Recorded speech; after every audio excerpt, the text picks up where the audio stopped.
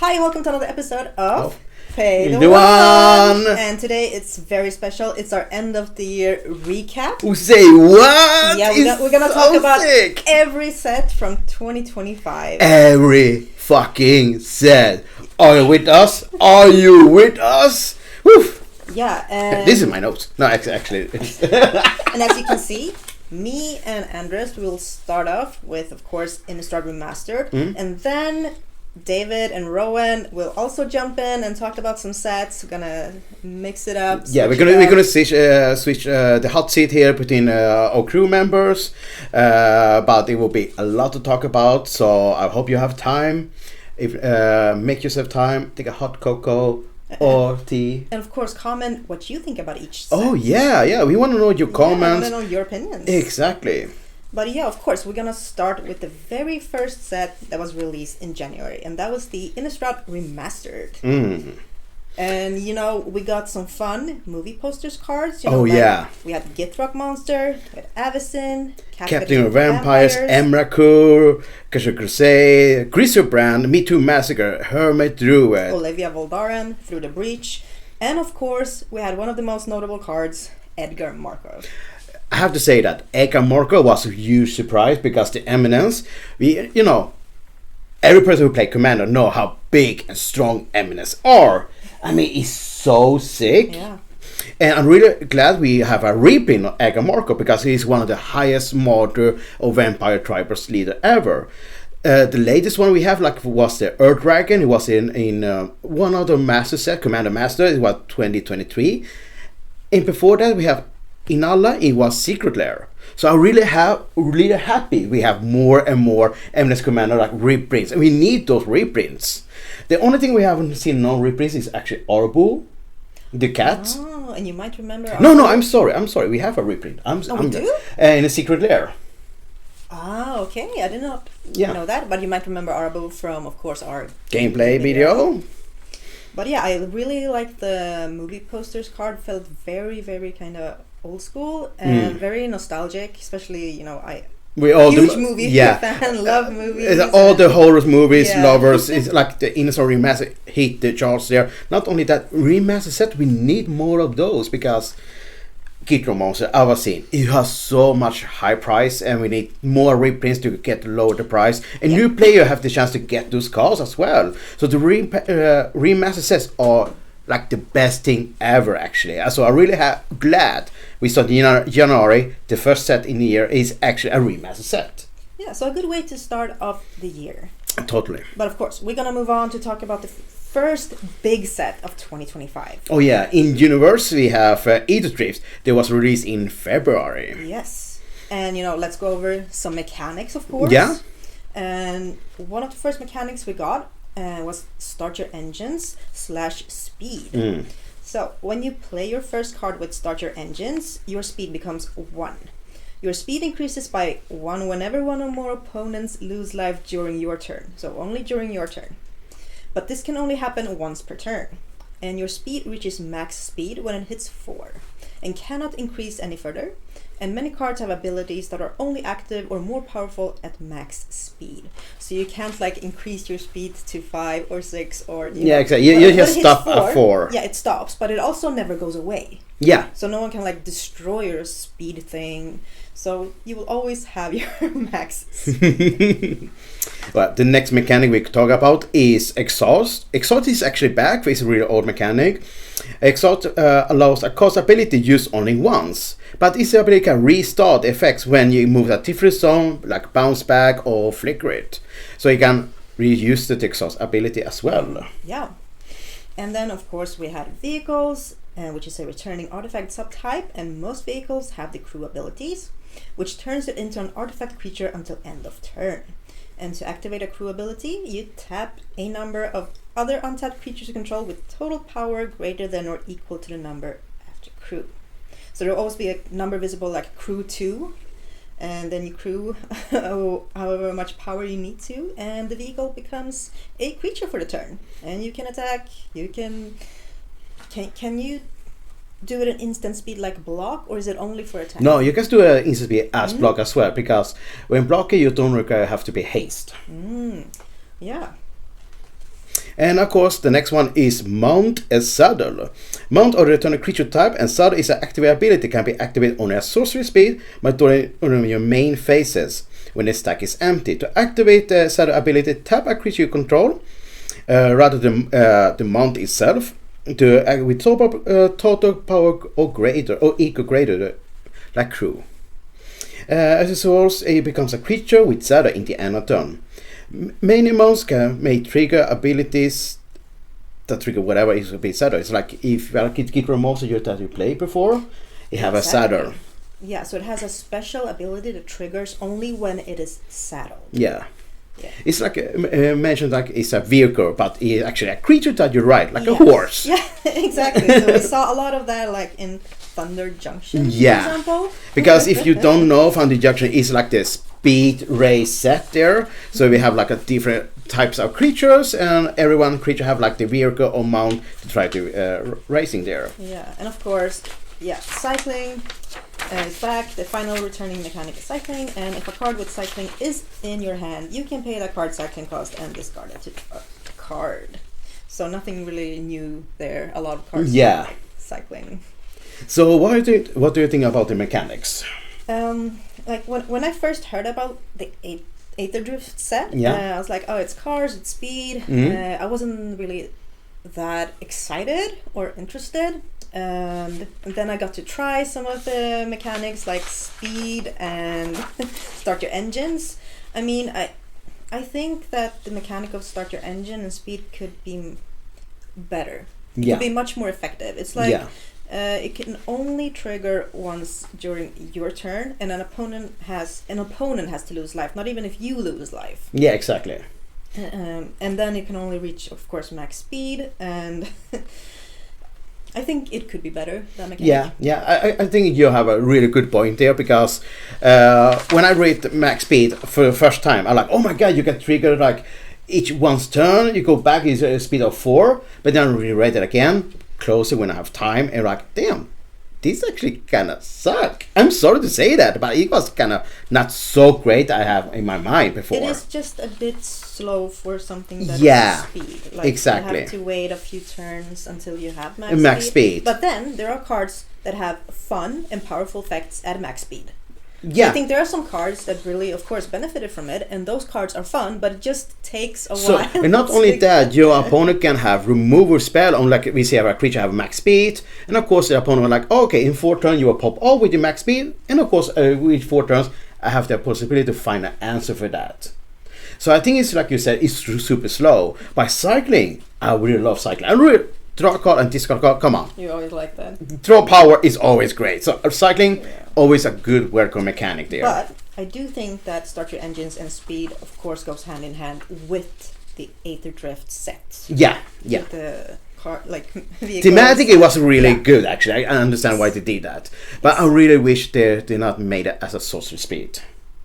Oh yeah, and only that your opponents exactly. Have to lose life. Like if you could lose life for life, it go even faster. Yeah.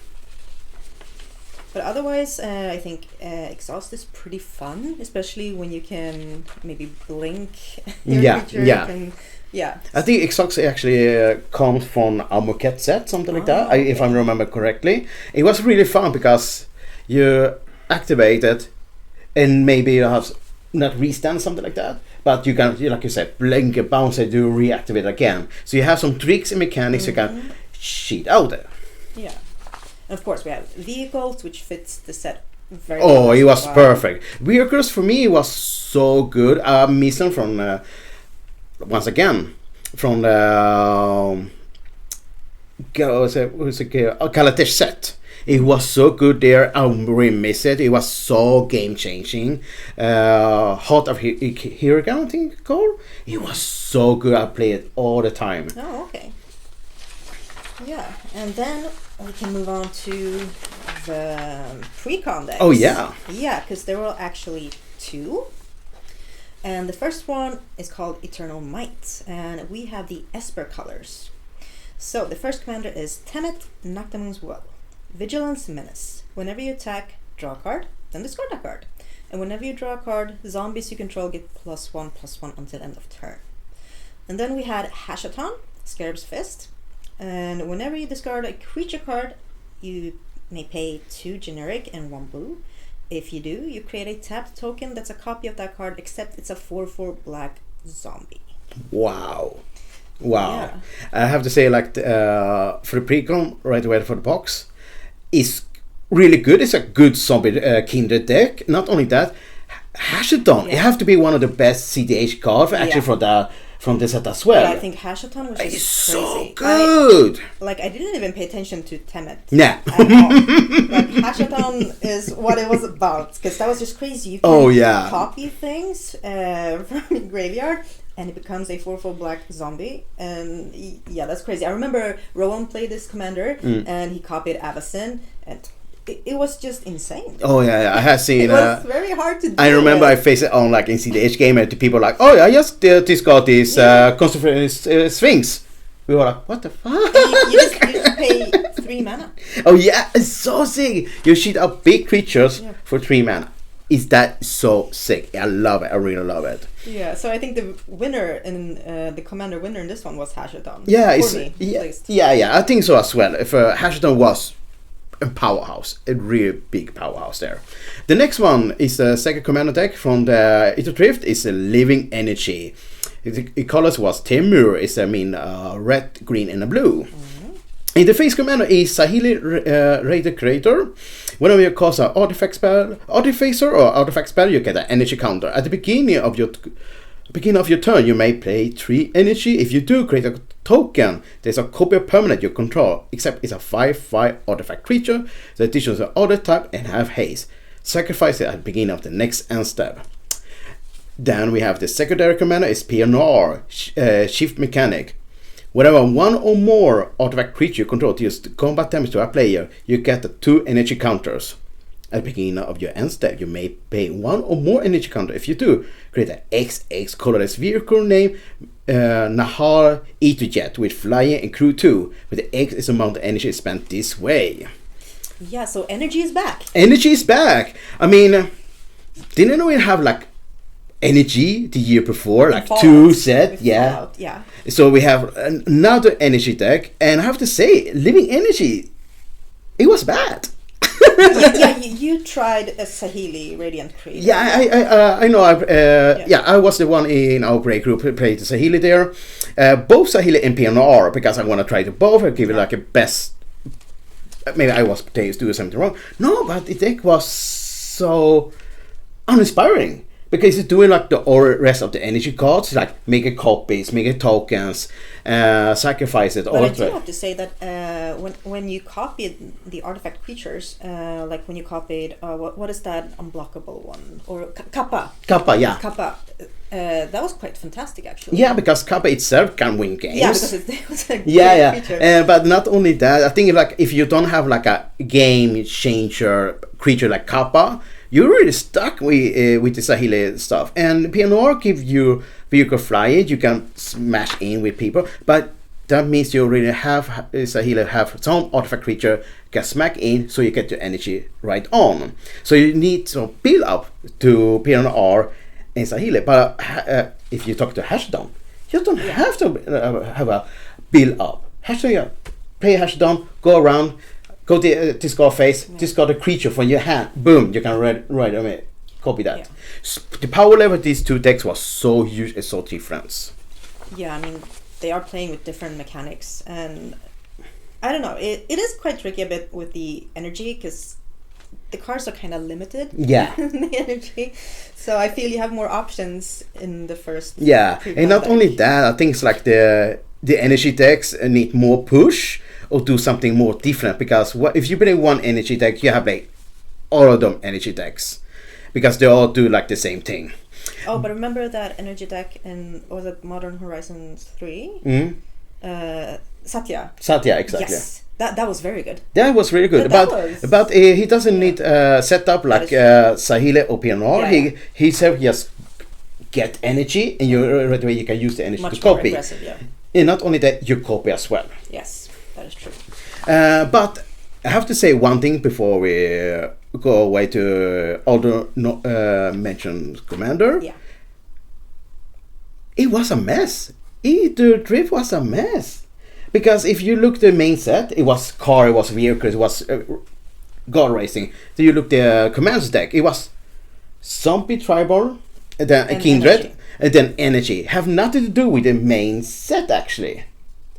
And I think for me it's like if you're gonna do commander, do something with the main set. Something have more connection. I know they take place in Armoket, they also take place in Kaladesh. I know that, but maybe do something more with the team there. Like, oh my god, if you play the Precon, maybe I want to play some cards from the Precon, from the main set, in order to upgrade those Precons. Yeah, I think besides Hashaton, I don't think there were a lot of like commanders that inspired me in the Precons. Yeah. I think other commanders inspired me more. That one was in the Precon, but it wasn't like a main commander. Yeah. But we can talk about some notable commanders. Yes. One for me, which Rowan plays, is of course Sabsunen.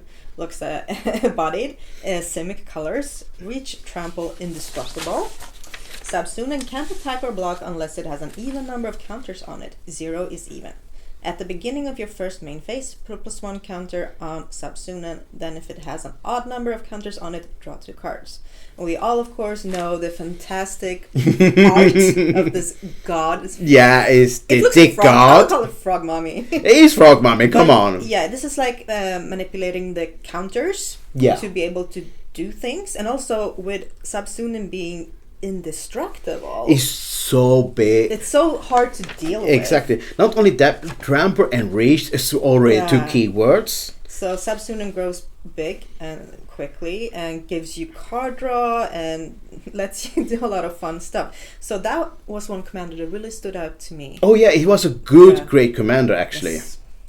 The next one is Metigan Core, Guide Light with Azorius color there. Metigan Core power is equal to the number of artifacts you control. Start your engines, max speed. Whenever you cast an artifact spell, you may pay 1. If you do, copy it. I mean, it's so insane. You can pay 1 in copy. Copy. The thing is, Metigan Core do much better work than Sahili for the Precon. Not only that, he costs less. Yeah. It's cheaper to get out. Yeah, just 2 mana. Exactly, and not only that, his powers are equal to artifacts creature control. Not only that, he grows big as a mini Voltron as well. Yeah, there are a lot of cheap artifacts you can play to make him grow. And also, this is where I think max speed shines. Yeah. This is one of the cards that really makes max speed shine. Because, I mean, the benefit is just so great. Yeah, I think you're totally right there. Yeah. Especially if you can make like Mandicant unblockable. Yeah. You can just do commander damage, one-shot someone. Exactly. So, I think David, when he played it, Yeah. you know, gameplay channel, he did a really good job with the Metigan actually. He was so great. And not only that, it surprised me actually, so well good the deck was, how good the commander was as well. Yeah. And then another commander which I really like is Nissa World Soul Speaker, mono green, landfall. Whenever a land you control enters, you get 2 energy counters. You may pay 8 energy counters rather than pay the mana cost for permanent spells you cast. So I built a Nissa deck, and it was the first time I played with energy counters. But I was really excited about her ability to kind of play stuff for free when you have enough energy, and how you can kind of manipulate that and get enough energy counters, so just you can keep spamming and playing stuff for free. So yeah, because she was in the living energy deck Precon. actually, yeah. And I only wanted that Precon because of Nissa. And I have had fun with Nissa. I mean, it's not the most powerful commander, but there are fun things you can do to cheat out just big creatures. I think this was actually a home run with the energy there. Nissa doing something much different than the other energy commander. Not only that, she do what green is doing best, is landfall. Landfall. You do what green does best. Just bring in lands, town trees land, and ship them out with even peaker. So not only that, like in regular commander game, yeah, I ramp so much, I pay something big, wait for 1 turn. With Nissa, like, ramp something big, activate the energy, cause something big, and the remain lands cause something even bigger or big, something like that. You have more plays. Yeah, as long as you can ramp, get a lot of lands in, you can, crack lands, fetch lands, get them from the grave. There are endless possibilities. But I have to say, this is probably the only energy deck that I will build. You know what? Actually, you choose I'm okay with this one. You know what? I think you choose a really good one because, like I said, Nissa for me is like the first stand out for the energy in a fucking good way actually there. Yeah. So, but was anything exciting about the set? I mean, it wasn't really familiar with like before this with like vehicles and cars and how the max speed was going to be. So I was a bit excited about that, but I wasn't like overly like, oh my god, Aether Drift is the set of the year. Or I was excited about. But I found the set to be okay. It was okay. It was, I mean, I know you. I know you already heard my opinions there, but I can say it's what excited me for this set was actually the lands. So the set, the Verge lands. Like I say, you have like a Boros color, so you can have the Boros land and the Verge land.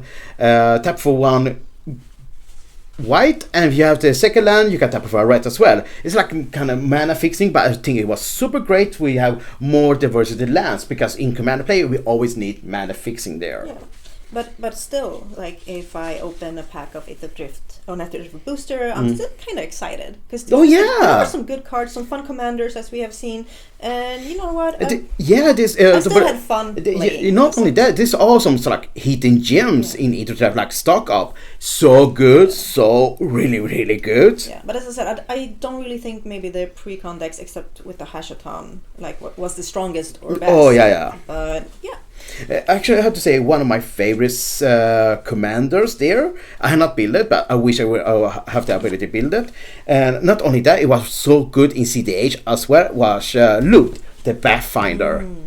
If you go infinite, you could just let's say a food chains combo with Path, and not only that, so we can talk which one commander would be great fit for CDH then. Actually, for that set, you have to be Luft Pathfinder because you have a wink off for the command zone.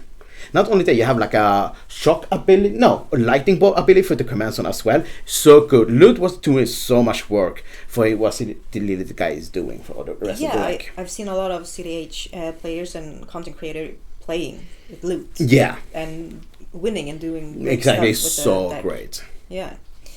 But tell us, why weren't you interested in this set?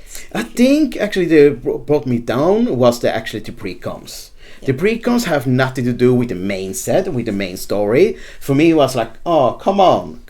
How often have you do like a race car set? And you have nothing to do with the pre-coms. Yeah, because I mean, the main story was about Chandra, right? Chandra, yeah. Yeah. Chandra tried to win the first prize for Innistrad there. And you have to do nothing with the pre-coms. And it was, I think, like, if you see a zombie deck, you just buy this one, and you can get the rest from the Innistrad Remastered or something like that. So you don't have to even go into Aether Drift to search for the best zombie. The energy, we have so many energy decks before, so you have to go to Fallout or to the Modern Horizon precoms there, just fetch them out there. So that's why I think it was the main downer for me, because the precom have nothing to do with the main set. I mean, fair enough. But did you build any more commander decks besides Sahili? I built PNR, the secondary. Just give her a try. Yeah. Maybe I was missing something. And newsflash, I was missing nothing. But I really hope somehow we go back to Aether Drift again, like they have like a Aether Drift Part 2, the second tournament, something like that, and go more focused with the tribal there, go more focused with the speed there. I want to have more commander, we have more speed mechanics. I want to see more busted racing car stuff to do actually with the commander as well there. Yeah, well, of course I built Nissa, and then I also built Ketra Moose. Oh, Ketra Moose! That is something that actually is so good. The Gods returning, it was super good. Yeah, I mean, that card is just so powerful. Good. Yeah. I really like that commander. It's so good, yeah. Yeah, I have to play it on the channel. So. Yeah. So, yeah. With that said, how about we switch up for the next set? Yes, we'll let Rowan and myself talk about Tarkir. Ooh, exciting! So stay tuned. Yes, so Tarkir. I'm here. And we're gonna talk about Tarkir, Dragonstorm. That's Tarkir. That's secondly important, I believe. Exactly. But of course, you're here. Thank you for joining me and talking about Tarkir Dragonstorm, which was released in April. Beautiful. Who doesn't love dragons? Yes. Can you imagine that? Wait, imagine dragons a little? I mean, didn't you build a deck called Imagine Dragons? I did. Yes. It was great. We imagined that the dragons were there. Also, not a Tarkir commander. I was a Bloomborrow commander, but that's yeah. Well, that's another conversation. Yeah. But yeah, I mean, Tarkir was the second set of the year, and we're coming back to the sets. Any people who are familiar with the first sets of Tarkir, it introduced the tribes of 5 groups of people, all fighting to sort of like, I don't know, dominate the plane or fight dragons. I'm not a lore master. I just read what they do, and I'm like, okay, I understand it. Each clan had their like special dragon ability mechanic. Each clan exactly had its own like sort of synergy, and that's what I loved about the set. That each clan had sort of like its own identity, which was like beautiful and like it also made sense. Yeah, it made sense. Made sense. As we'll soon find out. The first one was Abzan, like one of my favorite color combinations. It's just like a strong color. And in the sets, Abzan was really well known for a mechanic called Endear. Endear is a keyword, and it's when a creature endures, you choose either to put N+1 counters on a creature, or to create an NN spirit, where N is like the number of Endear. So if you Endear 3, you can put 3+1 counters and make it 3/3 spirits. And I found this was really useful in the pre-release limited. Like Doubt's a strong mechanic. Outside of that, I don't think I saw anyone endearing at all. I think there's I don't think so as well when we played our Commander games. There's one Hydra that I can remember. Your creatures, when they enter, they endear for how many counters on the Hydra. I forgot the Hydra's name. Please write it in the comments or put it here, Sarah. The Endure Hydra, right here. Right here. But the Endure mechanic we're missing. Exactly. A lot of games. Yeah, maybe one day I'll make a whole Endure commander deck about it. But you know which mechanic wasn't missing in a lot of decks? The Flurry mechanic with the Jeskai clan. Andros. Yes. So cards with Flurry trigger an additional effect when you cast your second spell each turn. Note that Flurry abilities can trigger only once each turn, and creatures with Flurry abilities have to be under your control to see that spell being cast. Flurry was crazy. That was very insane. I believe the Corey Steele Cutter was a very notable Flurry card. If I remember, that's the second spell. You create a 1/1 Prowess Monk, attach the equipment to it. It walked standard. And in Jeskai, when you have Prowess and you can just cantrip and play spell after spell, it gets very powerful, very fast. And you know what Jessica does best is cost more than one spell. Yeah. That's what they do. That's what they do. So now you're just giving them free benefits. It was a really strong and really good mechanic for Jeskai. Yes, I think it really helped. Yeah, it fitted really well. It was the perfect mechanic for Jeskai. And then moving on to another, I think one of our favorite color combinations, Sultai. Ooh, and we had the Renew mechanic. And Renew was great. Renew is basically each creature has a Renew ability if it's in your graveyard.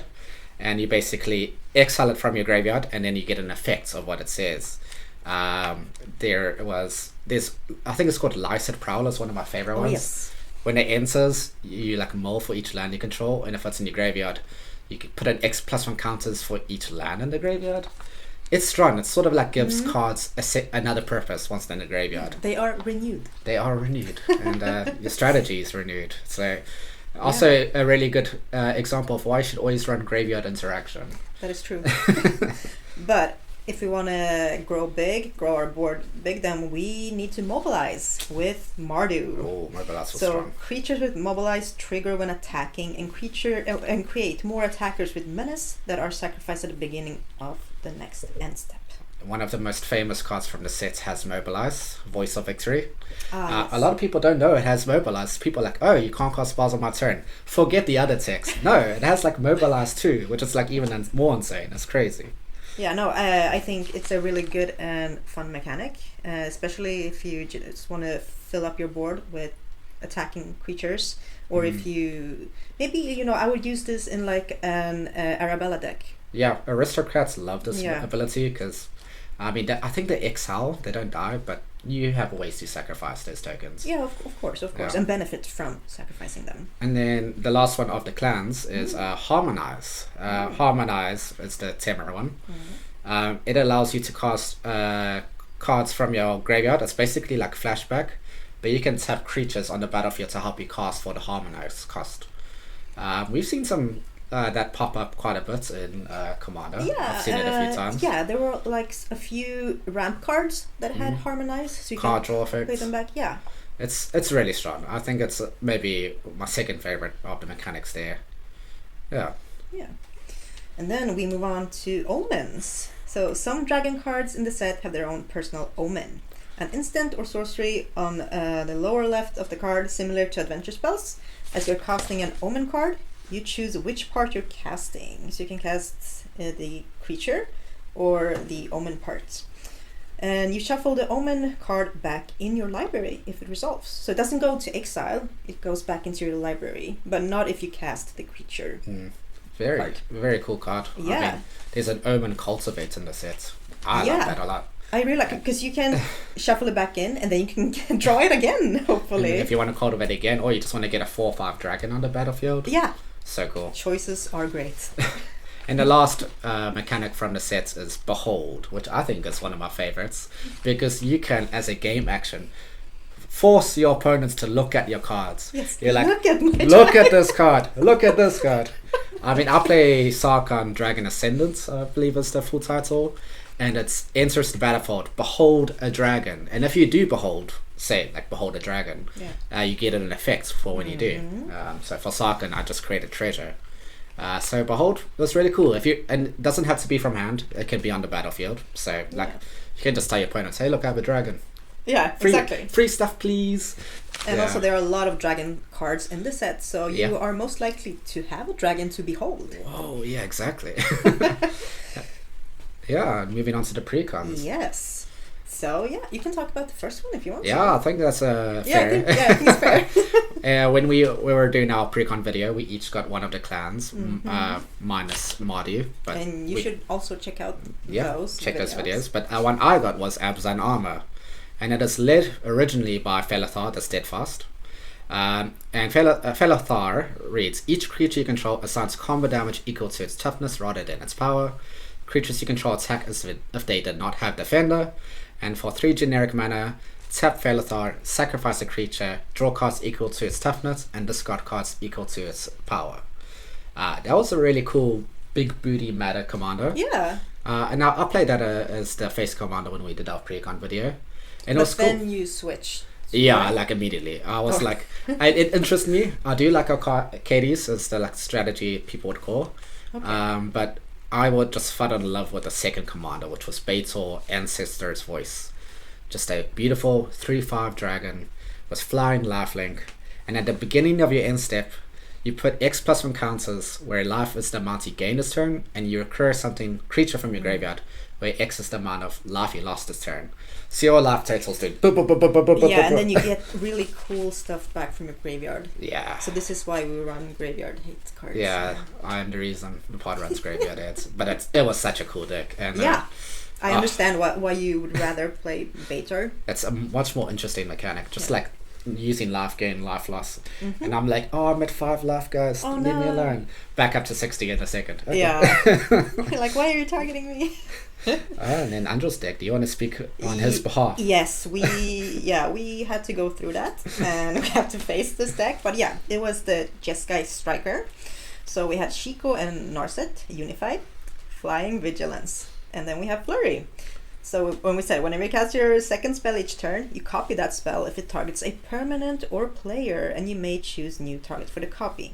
If you don't copy a spell this way, draw a card. So of course, card draw. Yeah.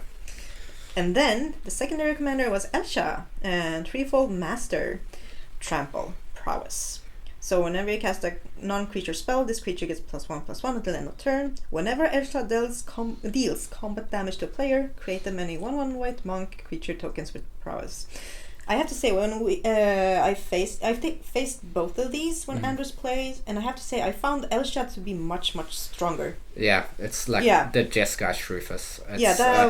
It was crazy. It's gets out of hand quickly. It does. So you have to keep that in check as early as possible. Yeah, it changed the game because you're like, I have to block this or it gets out of hand. Like, yeah, and because there are like like one turn there are like maybe 4 monks. The next turn is like 16 monks. And they're off prowess. Yeah. So then the game's over. Yeah. I thought it was a very strong. People have said it's like one of the weaker precons, but I think the way Andres like upgraded it and like sort of turned it into this monstrosity that I still lose sleep over. I think it is one of the strongest decks. The precon was insane. I think so too. And then we have the Sultai Arisen deck. This was led by David in our precon video. And it is originally, I think, was it Kotis was the face commander, I believe? Yeah. And Kotis says once during each of your turns, you may cast a creature spell from your graveyard by exiling 3 other cards from your graveyard in addition to paying its other costs. And whenever one more creature cards enter, if one of them entered from a graveyard or was cast from a graveyard, put 2+1 counters on Kotis. I will say I have not seen this commander outside of that game. I have not seen it again. I think a lot of people switched to Tzaval very quickly. Yes. And I'll read Tzaval for you. Tzaval is a flying dragon. When it attacks, you mill 3 cards, and then you may return a land card from your graveyard to the battlefield tapped. Whenever 1 more cards leave your graveyard, creates a 2/2 zombie. And that gets out of hand. Quickly. Really. Yeah. Yeah, you can like manipulate your graveyard. Lots of stuff leaving and lots of zombies. It's like Sidisi in a way. Yeah. Yeah, it's nasty. It's really strong. It is. I think this was one of the most exciting commanders people were talking about. A lot of people like the strategy because Sidisi is so popular. And also a lot of people are putting Tzaval in a lot of other decks, not as the commander, but just because it's such a strong card. Yeah, I'll say this is definitely was the strongest precon. In my opinion, it was the strongest. Besides maybe Temeror, which we'll get to in a later sets. But first, what do you like to talk about? Yeah. What do you want me to speak about Marty and you? Sure. Okay, because you had Temeror. Yeah, I had Temeror. Okay. So Marty was the one deck we didn't really have much experience facing because we chose to not put that in our video as it's a 4-player game in our opinion. Yeah. But Marty is led by Zergo Stormrender and has Mobilize 1. And whenever a creature token you control leaves the battlefield, draw a card if it was attacking. Otherwise, each opponent loses 1 life. And I think this is the one precon where people actually preferred Zergo. A very strong aristocrats sort of token aggressive deck. It ends very fast. It's in a very aggressive deck. What I found with Zergo though is one person dies very quickly and then you just can't close out the game for the other 2. It's one of those decks. So one person is going to have a miserable time if you waiting. play it. But for me, my most exciting commander, like I wish I've seen more of this. I have the commander in my trade bind. I should build it. It's Narev Crackling Vanguard. I think it's super interesting. It's flying Death Touch. When it enters, you create 2 1/1 red goblins, and when it attacks, exile a number of cards from the top of your library equal to the differently named tokens you control. During any turn you attacked with your commander, you may play those cards. That's crazy. Like it's like such good card advantage. I know it doesn't seem so strong, but it's just such a crazy concept to have many differently named tokens. There was a commander that did this before. It was like the goblin guy from I forget. I wasn't around in Magic during the time. I took a little bit of a break, but I have seen that guy. I think it's like Grismo or something. And he does something very similar to that, and I just really like that idea of Narev doing sort of something similar in Mardu. It's not often you hear like that you have to have a number of differently named tokens. It's possible. It's possible. Yeah, that's fun. And Temeror. Yeah, let's move on to the final precon. It's Temeror, led by Eshki. Temeror. Sounds familiar. Yeah, it's like my last name, Yeshki, but missing the J. So yeah, Eshki. Yeah. Whenever you cast a creature spell, you put a +1 counter on Eshki. If that spell's power is 4 or greater, draw a card. If that spell's power is 6 or greater, Eshki deals damage equal to Eshki's power to each opponent. Strong. So very strong. I mean, you get +1 counters, you get to draw a card, and you get to deal damage if its power is 6 or greater. So we do love that. But I was actually more interested in the backup commander. Ureni of the Unwritten. Flying, yeah, this is insane. Flying Trample. Whenever Ureni enters or attacks, look at the top 8 cards of your library. You may put a dragon creature card from among them onto the battlefield. Put the rest on the bottom of your library in a random order. And yes, this is the commander that I played. I think I played both times.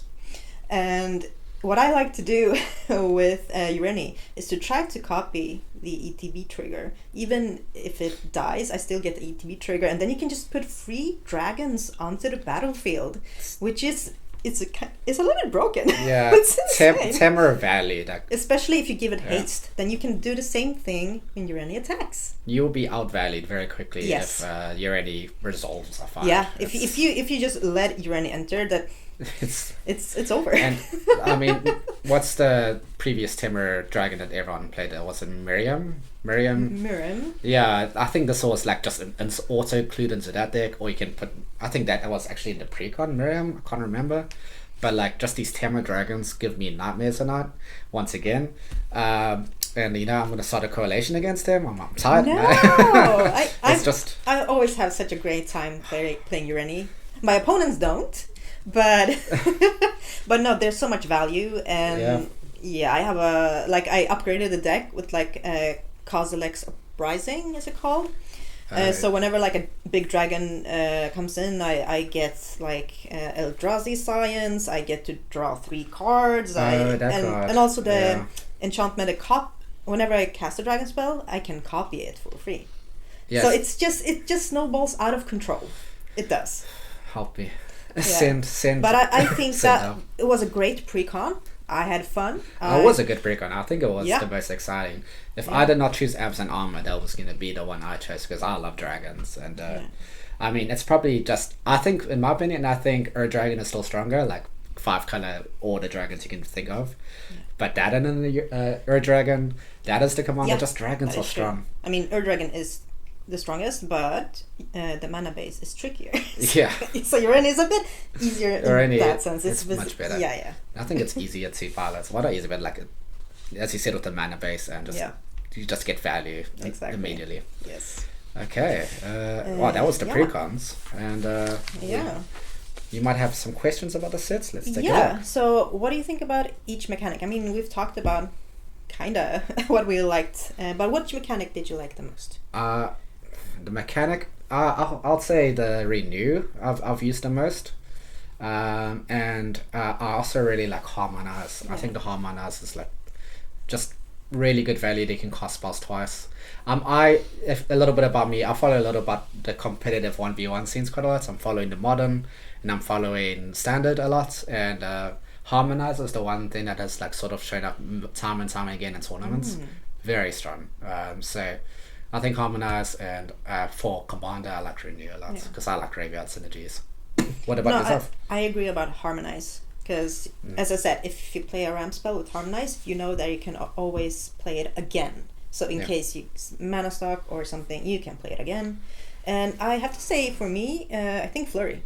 Flurry?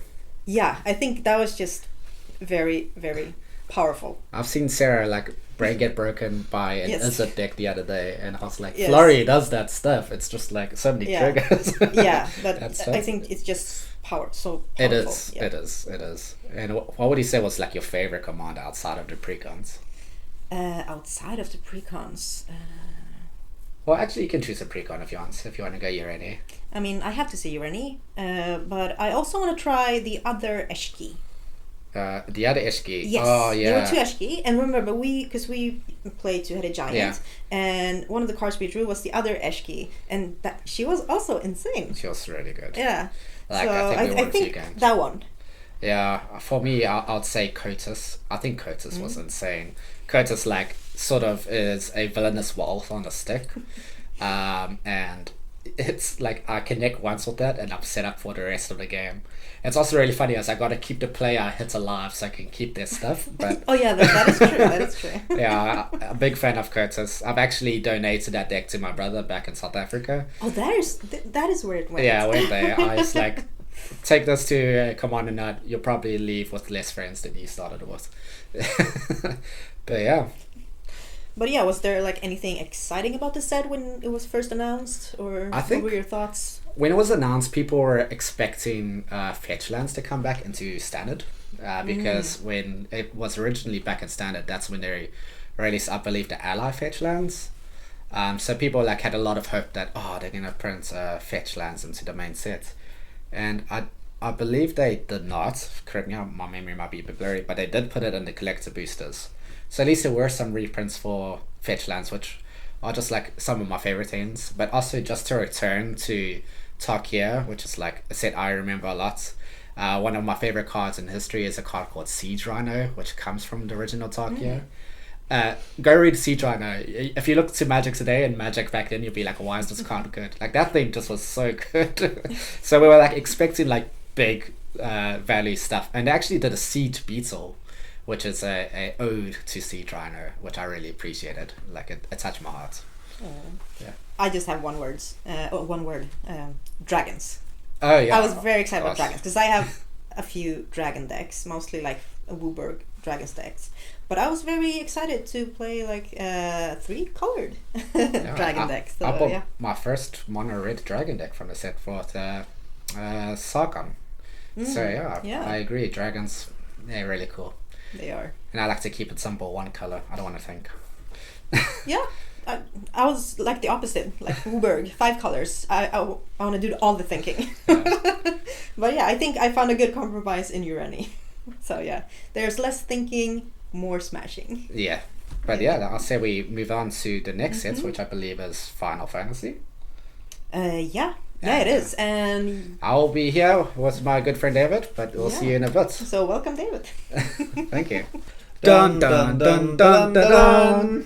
Close enough. Close enough. Well done. Welcome to Final Fantasy. Woo! Honestly, it was the most anticipated set for the year. At this time, before it released, it sold the most of any Magic sets in history, beating Lord of the Rings. Wow, it's crazy. Before it released. Crazy. crazy. It's like this set sold like hotcakes and it's still selling. We'll shout out our friend Asai, who is like building every single commander deck of the legendaries. I think he's at like 44 now. Final Fantasy decks. It's there's a lot of love. I think the set was really well loved and also was really well cared for. I think they designed it.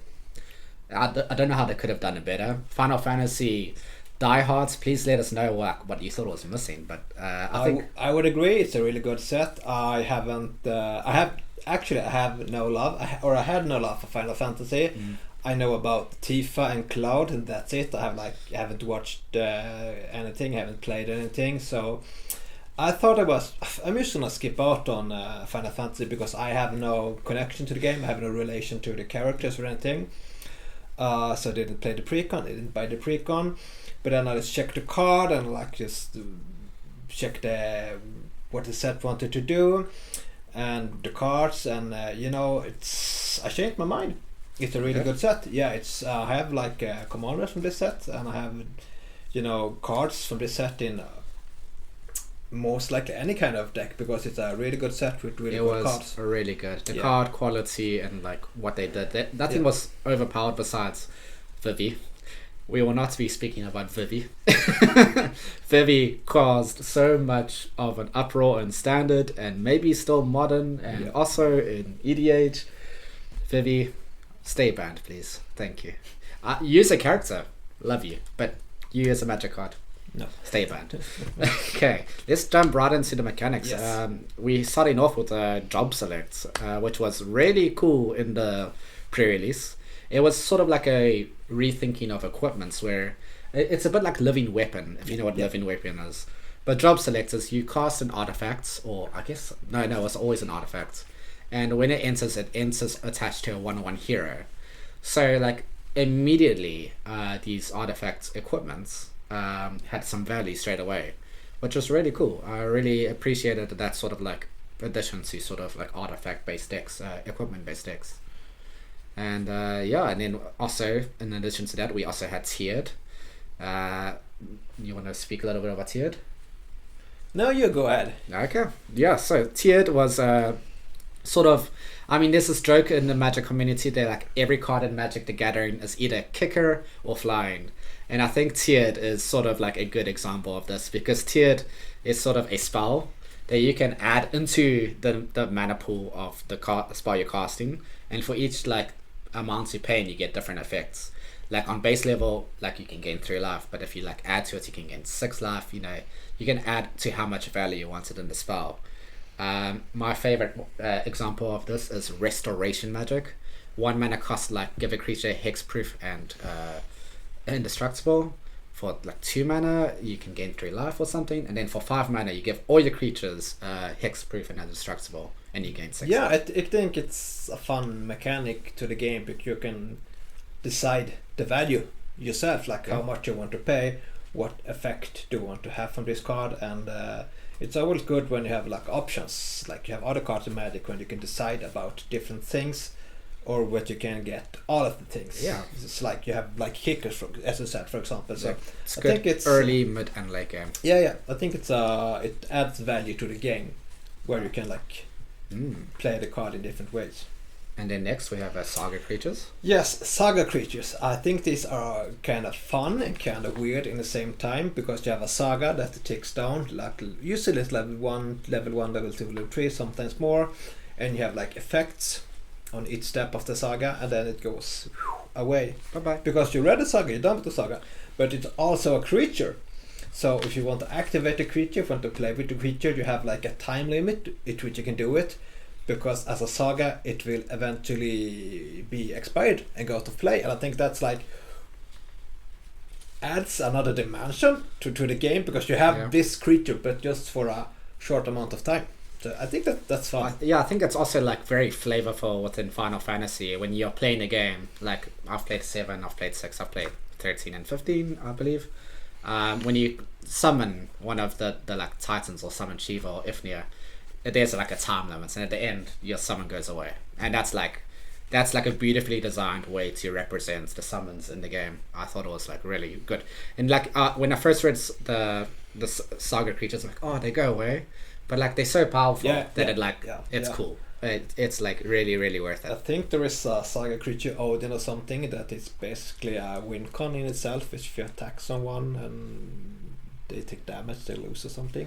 I forgot its name. It's a 6-drop. Odin. I don't know if it's Odin or something. Yeah, summon Odin. Yeah. We got a confirmation in the back. Yeah. So Yeah. I mean, summon Titan. I love summon Fenrir. I think that's a really good card. Summon Shiva I haven't seen a lot of, but I do love summon Shiva in the game. But yeah, and then moving on to transforming double face cards. Yes.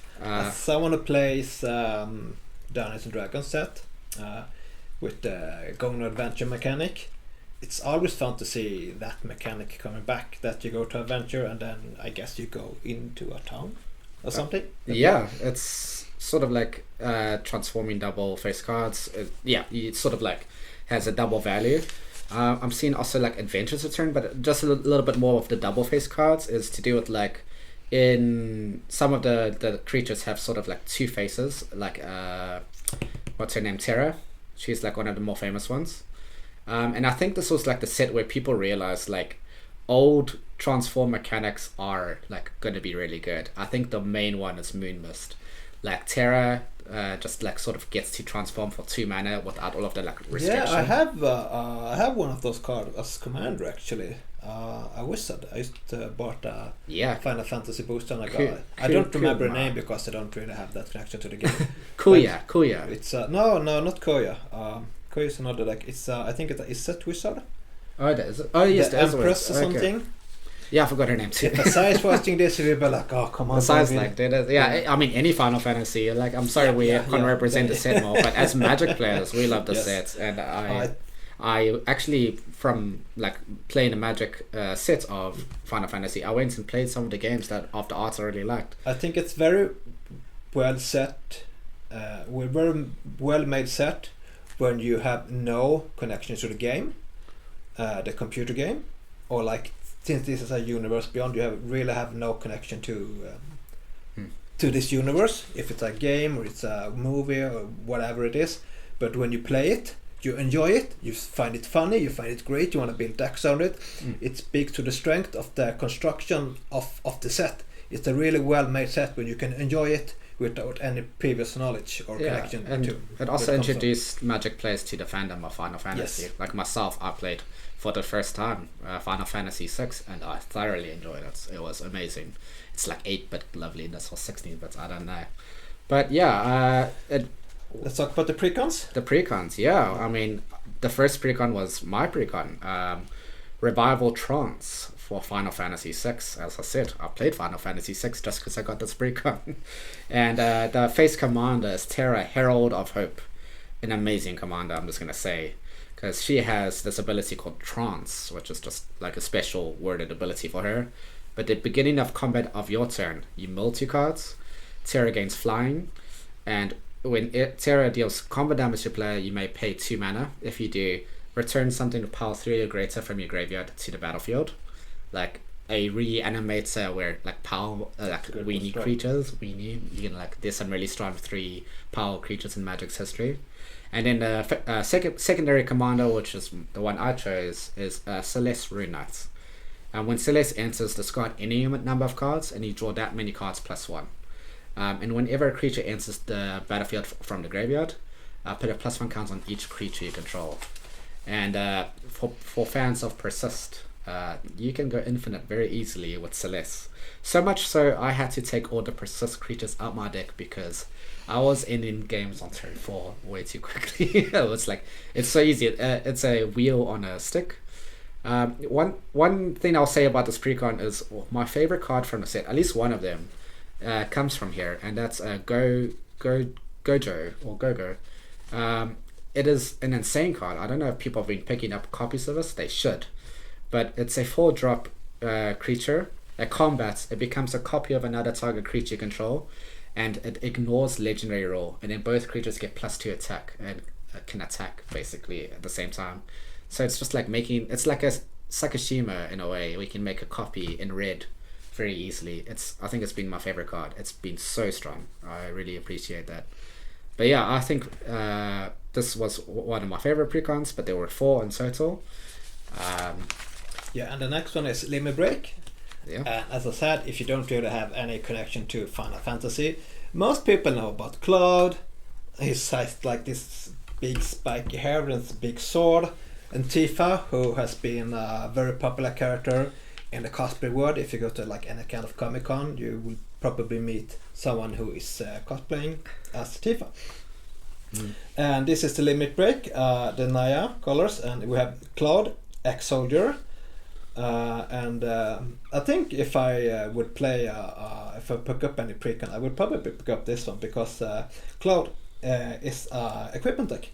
He has haste, and whenever Cloud enters, attach up to 1 target equipment you control to it, and whenever Cloud attacks, draw a card for each equipped attacking creature you control, and if Cloud has power 7 or greater, create 2 treasure token. I haven't played this deck, but I have faced it. It can be really strong. This is a really strong precon. And card draw is always good in Magic. And just treasure tokens, always good to get treasures out. You can, for some decks you have like treasures, win con with treasures, and treasures always a good way. You can abuse, doing artifact stuff. Like put an academy manufacturer in this one, for example. This is a strong pick. Yeah, it's a strong pick for the start, but I don't think it really used the treasures at all. That was just like sort of ramp. Yeah, just Cloud was killing people later on. Yeah. I think this is a very strong pick from the start. When I faced it, I think you can just play it as it is, or just some small change that make it even better. And then you have Tifa, martial artist, who has melee. And melee is when it's attacked, you get +1/+1 until end of turn for each opponent you attack this combat. And whenever one creature you control with power 7 greater deals combat damage to player, untap all creature you control. That's crazy. And if you have this in play with the same time as Cloud, power 7 as again. Yeah, you get the treasures and you get untap. Yeah. And if this is the first combat phase of your turn, there's an additional combat phase after this phase, so you can use this can do a lot of damage real quick. Yeah, no, Tifa's amazing. I think like this was a really well treated precon for any fans of Final Fantasy VII. I think like Tifa and Cloud work really well together. I've faced this deck. Shout out to Andres. He plays this Precon, and he It's assures me he's not upgraded this, but it always feels like he has. Like, sure, it's not upgraded. Just a precon. And you just like, I mean, in there is Colossus Hammer, which is just insane. It's like, I mean, I don't know to tell you about Colossus Hammer. I expect you to have the joy we all felt when we first saw it. +10, ouch. But it loses flying. Okay, sure, yeah. Okay, we're going to Counter Blitz, another beloved game from the Final Fantasy universe of Final Fantasy X. It's, excuse me, I've heard many different ways to say this guy's name. Titus or Titus, depending on who you ask. Titus. It's Titties or Titus, yeah. At the beginning of your combat, you may move a counter from target creature you control onto a second target creature. And then it has Cheer. Whenever one or more creatures you control with counters deal combat damage to a player, you may draw a card and proliferate. Do this only once each turn. So, a counter strategy deck. And then quickly read the Una, the bounce. Actually, Andres plays this, he built Una, I believe. Has Grand Summoner, has tap, add 1 mana of any color. So you can tap Una for 1 mana of any color. And when you next cast a creature spell this turn, that creature enters with an additional +1 counter on it. Whenever one or more permanents is put into graveyard, if I had 1 or more counters on it, you may put any number of +1 counters onto target creature. So you can like move around the counters. Gets around like your big creatures dying, just moves over. I haven't seen enough of this deck, but I do believe it was the strongest precon I've heard. Like just straight out the box, it was like that worked really well. I could be wrong. Correct me. What did you think was if the Final Fantasy VII deck was better or the Final Fantasy X? I'm a bit biased on counter strategies, so I'm hoping that's the Final Fantasy X. Yeah. But yeah, I mean, really strong deck. There's some really strong, good commander staples in this deck. And if you're looking to get into a counter strategy, I think this is a really good precon to sort of like pick up. It has everything you need. And I think much like 7, you probably won't need to upgrade much in it. You do like your counter decks. I do. Yeah. I do. I wish I actually picked this one up, but I do really love my Marty deck. Yeah. And the last one is Sarah's deck. Scion and Spellcraft from Final Fantasy 14. Yep. Look at me, I can read Roman numbers. X, 1, V, 10 plus 1 plus... No, never mind. So we have Ushtola, Night Blessed. This is Esper color. Ushtola, I don't really know how to pronounce this. That's correct, I believe. Yeah. So Vigilance. Vigilance always good. At the beginning of each end step, if a player lost 4 or more life this turn, you draw a card. And whenever you cast a non-creature spell with mana value 3 or greater, Ushtola deals 2 damage to each opponent and you gain 2 life. I think this is a fun deck. I think this is a mean deck. I like decks where thing happens not just on your own turn, like if people are losing life during your turn because you're channeling in, but you can just sit back and let people play the game, and they can attack each other, interact with each other. You can sit back and have the effects from your deck, your commander. I think that's a fun way to play Magic, because usually Magic, you want to do stuff, you want to interact on the board when you play the game. Want to do stuff. But sometimes it's better to let the rest of the table, the rest of the pod do stuff, and you can sit back and just enjoy the spoils. I'll say Ushtola is pretty much a big threat. Yes. Really strong. And then is mean. Quickly on the secondary commander. Yeah, and then we have Grahatia, Scion Reborn. Again, I don't know if this is the right pronunciation, but let's say it is. Lifelink. So good with Lifelink. And we have the ability to throw wide the gates. Whenever you cast a non-creature spell, you may pay X life, where X is the spell's mana value. If you do, you create 1/1, call the 0 creature token, and put X 1/1 counters on it. Only once each turn. It's a fun strategy. It's a bit of a gamble. You pay with your life, you get something that will probably help you, but maybe you pay too much life, so you have to find the right balance. I usually don't like these kind of decks because you have to think too much. You have to is it how much? But for people who like the ability to just risk something to gain something, so it's kind of a high risk, high reward. At least a risk reward deck. So for people who like this kind of engine in Magic, this could be just at least a fun commander to try once or twice for this precon. Yeah, I faced this commander. It's pretty cool.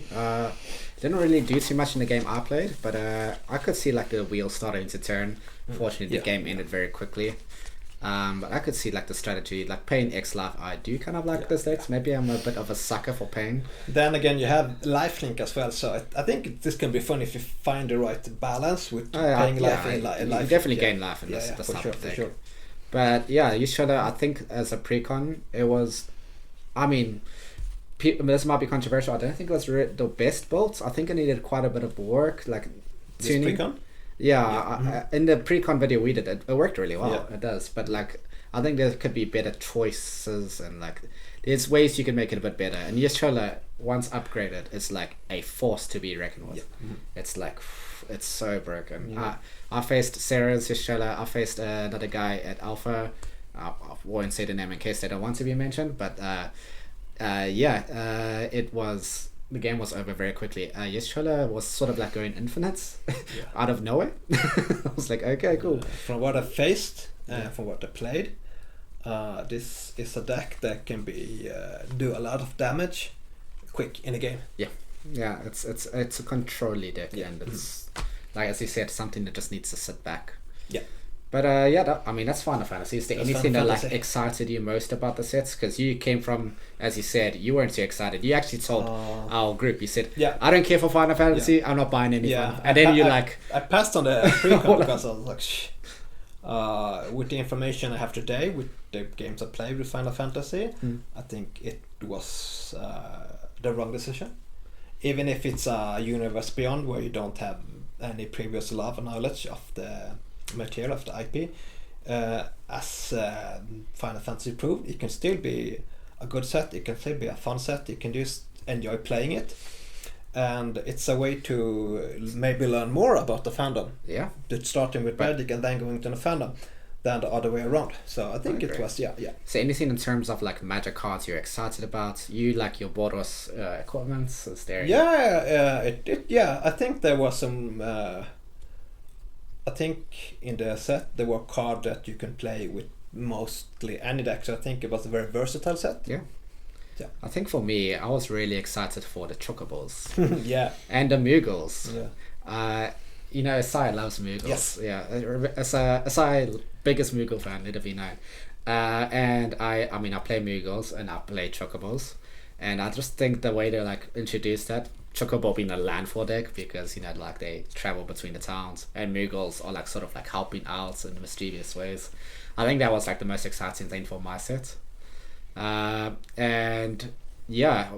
What is like your favorite?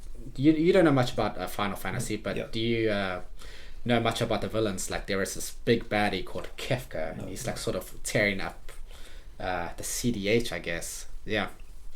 No, I have, as I said, I knew about Tifa and Cloud. That's it. Kefka is insane. I run it in my 99 in my Wizards deck, and I could see it being a pretty disgusting CDH commander.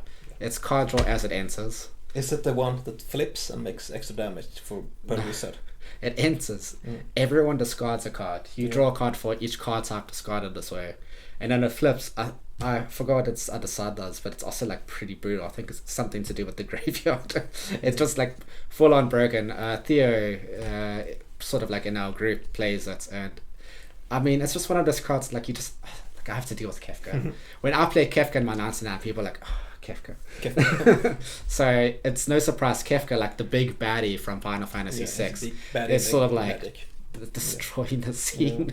I think it's one of those things like threat assessments. If you see Kefka in the command zone, kill him. And if you're like in a CDH and you just know Kefka could be in the 99. Disgusting. But I think Final Fantasy was well received. I'm still buying packs today. Even the bonus sheets was amazing. The reprinted Ristic Study, one of our favorite cards. I'm looking forward to see what they're doing with Universes Beyond. I hope they keep doing it like the same treatment they've done with Final Fantasy. Then I won't be so complaining about Universes Beyond, because I think it can be done right if they do it this way. Lord of the Rings and Final Fantasy are good examples of good good universes beyond. I think we have crossovers. seen universes beyond that has been great, and I think we have seen universes beyond that has been less great. Yeah, but short four of like the four. Like, I mean, we'll say that like maybe Assassin's Creed could have been done a bit better. Yes. Yeah. But yeah, I mean, we would like to know more of what you think about Final Fantasy, because it is the biggest set of the year in my opinion. Mm-hmm. So let us know, like, what are your favorite commanders? I think over 100 legendaries are printed, so Well, there's something for everyone in that set. I agree. So yeah, next we will be speaking about what? Edge of Eternities, and that's going to be led by our very own David and Sarah. We're going to space next time. Yeah, David and Sarah in space. Woo! So yeah, in August, Edge of Eternities released. For sure, space stuff. Yes. So we went to space. There was a lot of sci-fi, and I know you were very excited. Yeah, I am. My first love is movies, and my first love when it comes to movies is science fiction. Science fiction has been my first fandom, the first thing I geeked about. I am into space stuff, science fiction. So, Star Trek, Star Wars, Expanse, any kind of science fiction. I'm there for any kind of science fiction. So when they released true science fiction set, I was, this is gonna be fun. This is gonna be cool. So yeah. Yeah, and it's Here the we are. last within the universe set, so to speak, of the year. But we did go to the edge of the eternities in this set, so we're going far away. That is true. And it was also the first set, I think, where we could have spacecraft, or was it also some special vehicles as commanders? Yes. Like officially. Yeah, it was a fun idea to really do something different within the main universe, so to speak, of the Magic universe. This is easy being like a universes beyond set, like some, I don't know, you have so much science fiction IPs, so much science fiction franchises that you can like build something from, but they made something of their own in the Magic universe, and I think that's really cool. Yeah, and with new things comes new mechanics. Exactly. So yeah, do you want to talk about yes, and since we're going to space, we have a spacecraft, and it's kind of a lot going on with spacecraft, but really it's like it starts out as an artifact, and you can station it. It's like you can crew vehicles. It's kind of the same mechanic, but you station it with power, and when it comes up to a certain level, it becomes a artifact creature, and it has different abilities based on how much you station it. It's an activated ability that can be activated only as a sorcery. And to activate station ability, as you crew something, you tap a creature and you station it. And you put charge counters on the station because you need to charge up your spacecraft. And I think it's a fun mechanic because different stations, different spacecraft has like different abilities. Yeah, and also you can station creatures that were played the same turn. Yes. Yeah, they don't have to have exactly. haste Yeah, to because be it's stationed. the ability from the spacecraft Yes. that activates the ability to station it. Yes. And then, of course, we had planets. Mm-hmm. So, planet is a new non-basic land type.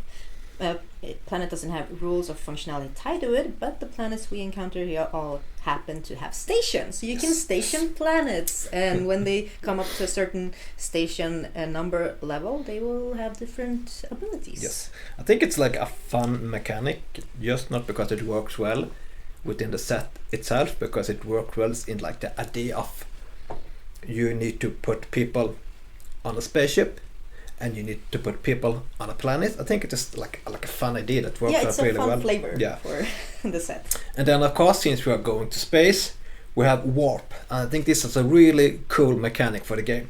So warp represents an alternate cost. You can cast the card from your hand, you can pay it normally, or you can pay the warp cost. And if you do exile a permanent at the beginning of the end next step, and you can play it from exile at a later turn. And because warp is you only usable from your hand, you won't be able to pay the warp cost again when you cast it from exile. But it's kind of a continuation from going on an adventure. It's kind of the same mechanic that you have like an alternate cost, and then it goes away, and then you can get it back inside the game later.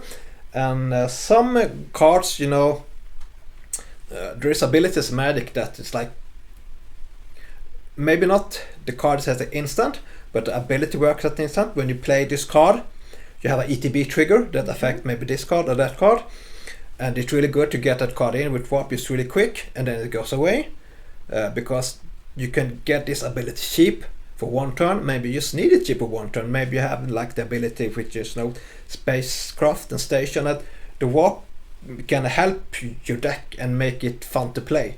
Instead of just waiting for like 4 or 5 turns, you can just like sneak it in for one turn and see what happens. Yeah, and also you can like warp in maybe creatures that cost a lot, but you can warp it in and maybe use it as a sacrifice fodder or something. Exactly, like for venom or something. Yeah. So that is a really good way to warp, get out big creatures. Warp has a way to work with, you know, not only this set, but with any kind of set, because there is a mechanic or a ETB trigger or something that you can use instantly for way less than it would usually cost. And as you said, if you need something to sacrifice, you can get it in. It's still on the table for this turn.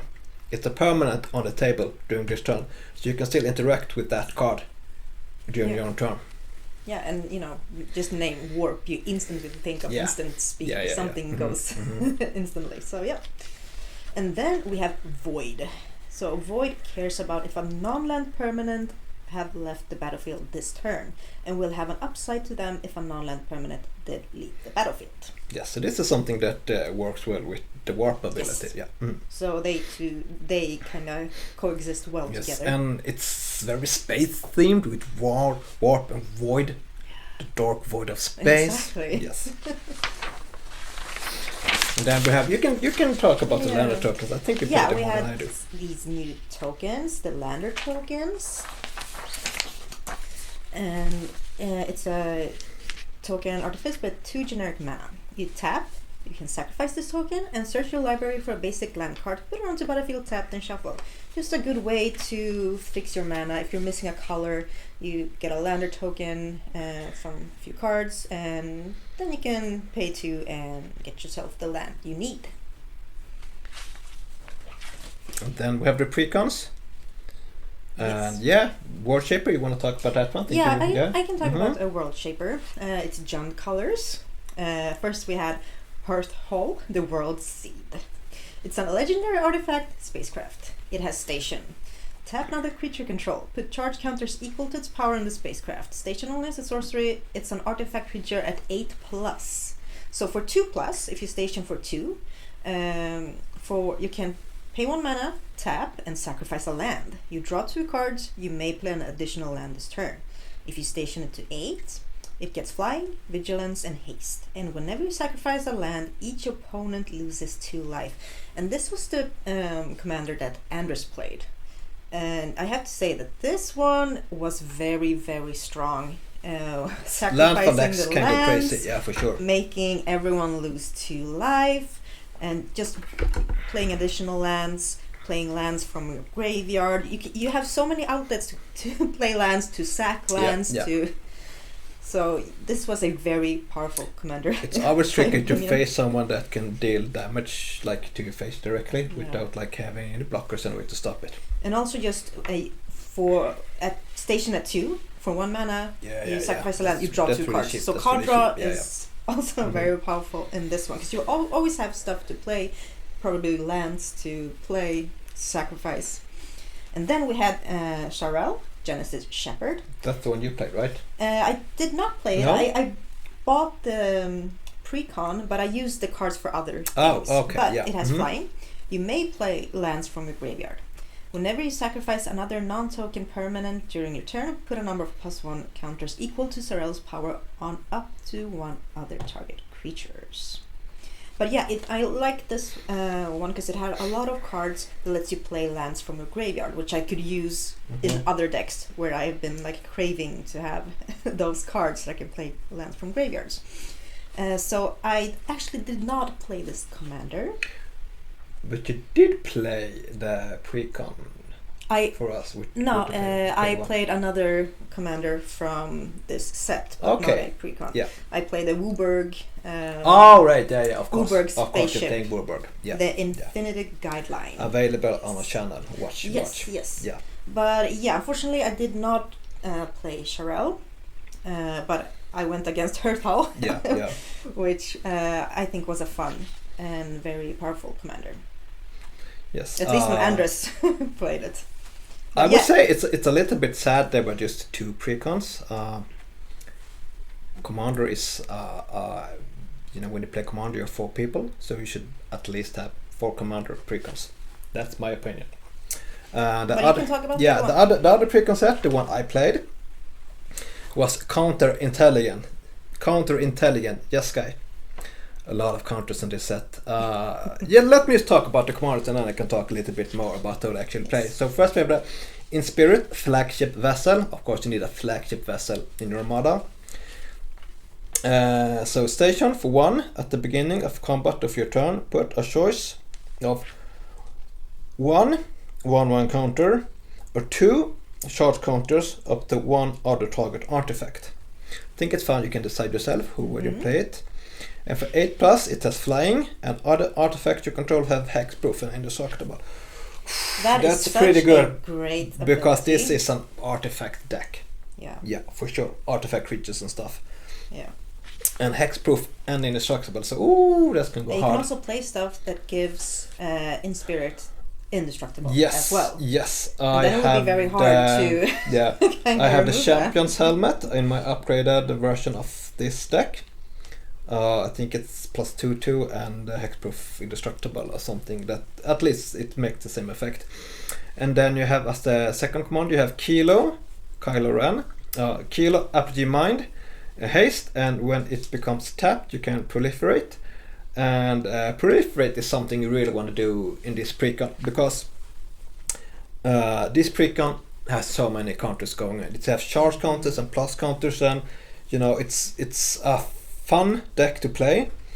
But you have to be really focused on what you're doing when you play it, because more or less everything has some kind of trigger or counter going on. And when you play this one, the one card affects another card that can affect the third card, and when you tap this card it's a lot of stuff going on. I don't think that this would be like the best precon for someone who's starting playing Magic, but it's just so much going on.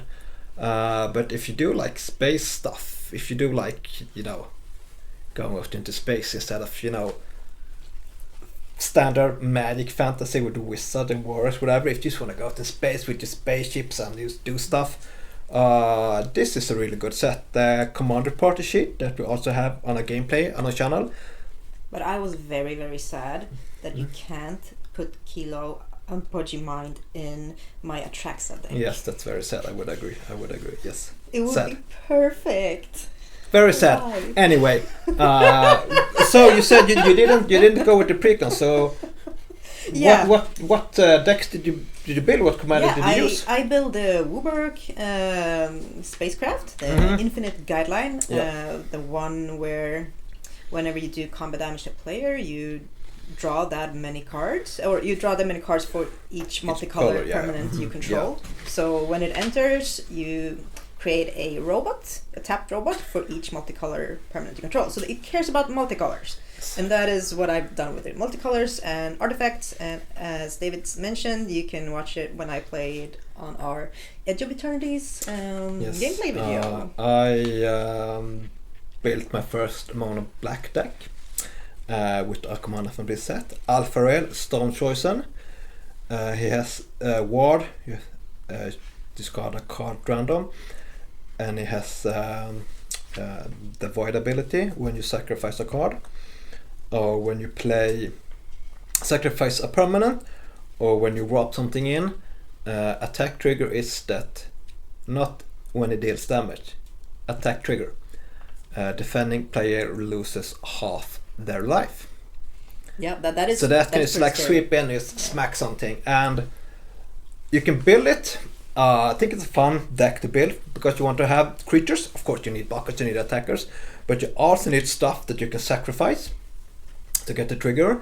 You want the warp ability, and you have to like find the balance between what you need on the table and what you're willing to sacrifice to have this attack ability trigger. So I think that's a really fun deck. It's kind of mean because it's just like before I even do damage to you, I take away half your life. Yeah. Oh, yeah. Yeah. Do you have That happens any sometimes. other fun cards in this set that you really like, that you enjoy since you built like your own?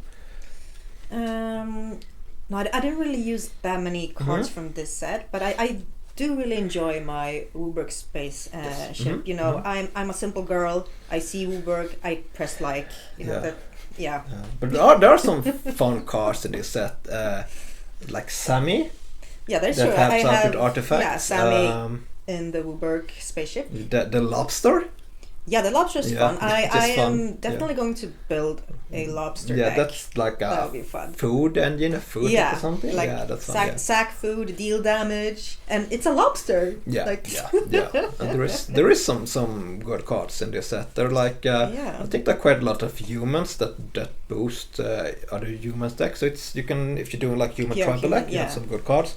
And there's also one very good card for CDH, and that is the Planeswalker, Tezzeret. For sure. Yeah, because you know you can -3 ability, tutor for an artifact with mana value 1 or less. So that is excellent in CDH, I've heard.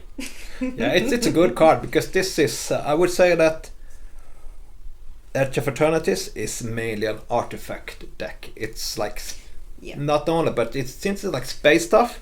There's like so much stuff going on in space with like robots and the landers and the artifact creatures and the spaceship. So yeah, I think this is. I really enjoy this set. I think it's really fun. Yeah, I like the theme of space. If you so. really like artifact decks, you like building sets around artifacts. You like then counters? you will find a lot of good cards from Yeah. Edge of Eternities Yes. to put in your decks. So yeah, I'm very happy with the set as well. Even though I did not play one of the Precon commanders, but when facing them, like we faced Rowan's Kilo deck, you know, there might have been some poison there and proliferating. I think for a Precon set, if you want to like sit down with your deck and really think about what it does and have a deck that really interacts with itself. Some decks is like a smack damage, like Voltron, or like some of the Final Fantasy deck, just like straight on really hard attacking.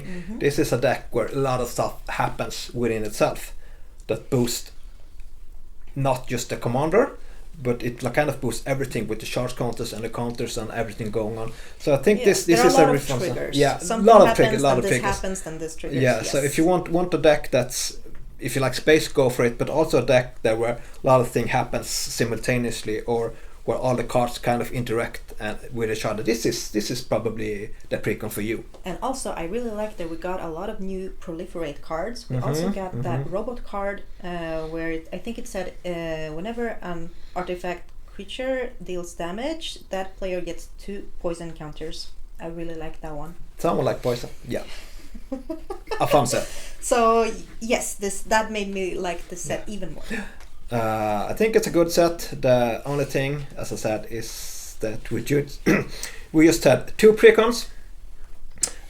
Both Precons were like based around station spacecraft. It would be fun if we had like another set based maybe more on like, you know, the spacecraft is like this big thing up in space, this glorious big flagship. It would be fun if we had a Precon based more on maybe like people working on the spaceship, like maybe the soldiers, or maybe something, you know, since we have like this lobster card, maybe something that would be more like not just a big spaceship, but actually the people living in the spaceship Or or maybe the like planets. aliens. Yeah, Or more something like that. So you have you can have more flavor. Yeah. Yeah, but all in all a good set. All in all a fun set. Yeah. So yeah, let's move on from space to New York. Wow. Yeah, where you Spider-Man. and Anders will talk about Spider-Man. Let's go, Spider-Man. So, yeah. What's up, New York City? It's your boy back again, the comic book nerds. So we're gonna talk about Spider-Man. Spider-Man. This set was released in September, and just before we start to talk about Spider-Man, we need to address this one. Yes, Spider-Man is one of the biggest IP in the world. Spider-Man is the character that generates most money, more than Avengers, more than Batman, more than Superman. If I'm wrong, please let me know, but I think this is the fact because there is so much merchandise selling with Spider-Man. It's such a well-known character. You have like the big three in the comic world: Superman, Batman, Spider-Man. Come on, Superman is an alien. He's basically a god, super powerful. You have Batman, who's a super rich dude who's got all this money. You can't really relate to this. Spider-Man is just a normal guy from the street. Exactly. Peter Parker just, is the everyday man. He's a guy from Brooklyn. Yes, Come on yes. now. So it's really relatable. And when, this character was made, he was the representation of the normal man, the normal team in the United States, in New York. And when, time passes on and demographic changes, Peter Parker is still around, but to introduce a new character who was like more in sync with the times, and you have Miles Morales. So Spider-Man is, it can be both Peter Parker, he can be Ben Reilly, with another character, Miles Morales. So you have this mold that you can build around, because it doesn't just have to be Peter Parker. At sometimes you even have like Doc Ock being Spider-Man. Yeah. So you have so much thing you can do with Spider-Man. You have like this strength in this character. You have all this lore. You have all this backstory. Oh yeah. I think it was one of my favorite interview with Stan Lee, rest his soul. Who actually, when an interviewer asked him why Spider-Man should have a mask when Fantastic Four have the unmask. I think Stan Lee told like the best line ever. The reason why Spider-Man have a mask, because everyone can beat the Spider-Man. Yes. Everyone can beat a hero for the day. And that is so beautiful, so amazing. And I mean that brings me close to like Spider-Man is the MVP to carry Marvel. Spider-Man is so amazing. And he had like problems you could relate to. Problem in school. You follow the character when you go older. Problem in relationship. Problem with work. Problem with life. So you can just like sometimes. You wanted to read more about Peter Parker than actually Spider-Man, and I don't think I ever felt that way about Clark Kent, the Bruce Wayne, really. Yeah, exactly. Because you could relate to him. So, when Magic said they would release Spider-Man to Magic as the Universes Beyond, I think everyone was really excited, because this is a character that everyone knows about. Even if you haven't read Spider-Man. You know about who Spider-Man is. Everyone have read Spider-Man in years. You have like, you have Dr. Octopus, you have Scorpion, you have all these characters that have kind of, cultural basis, more or less. And then the set came, and for starters, no precons. The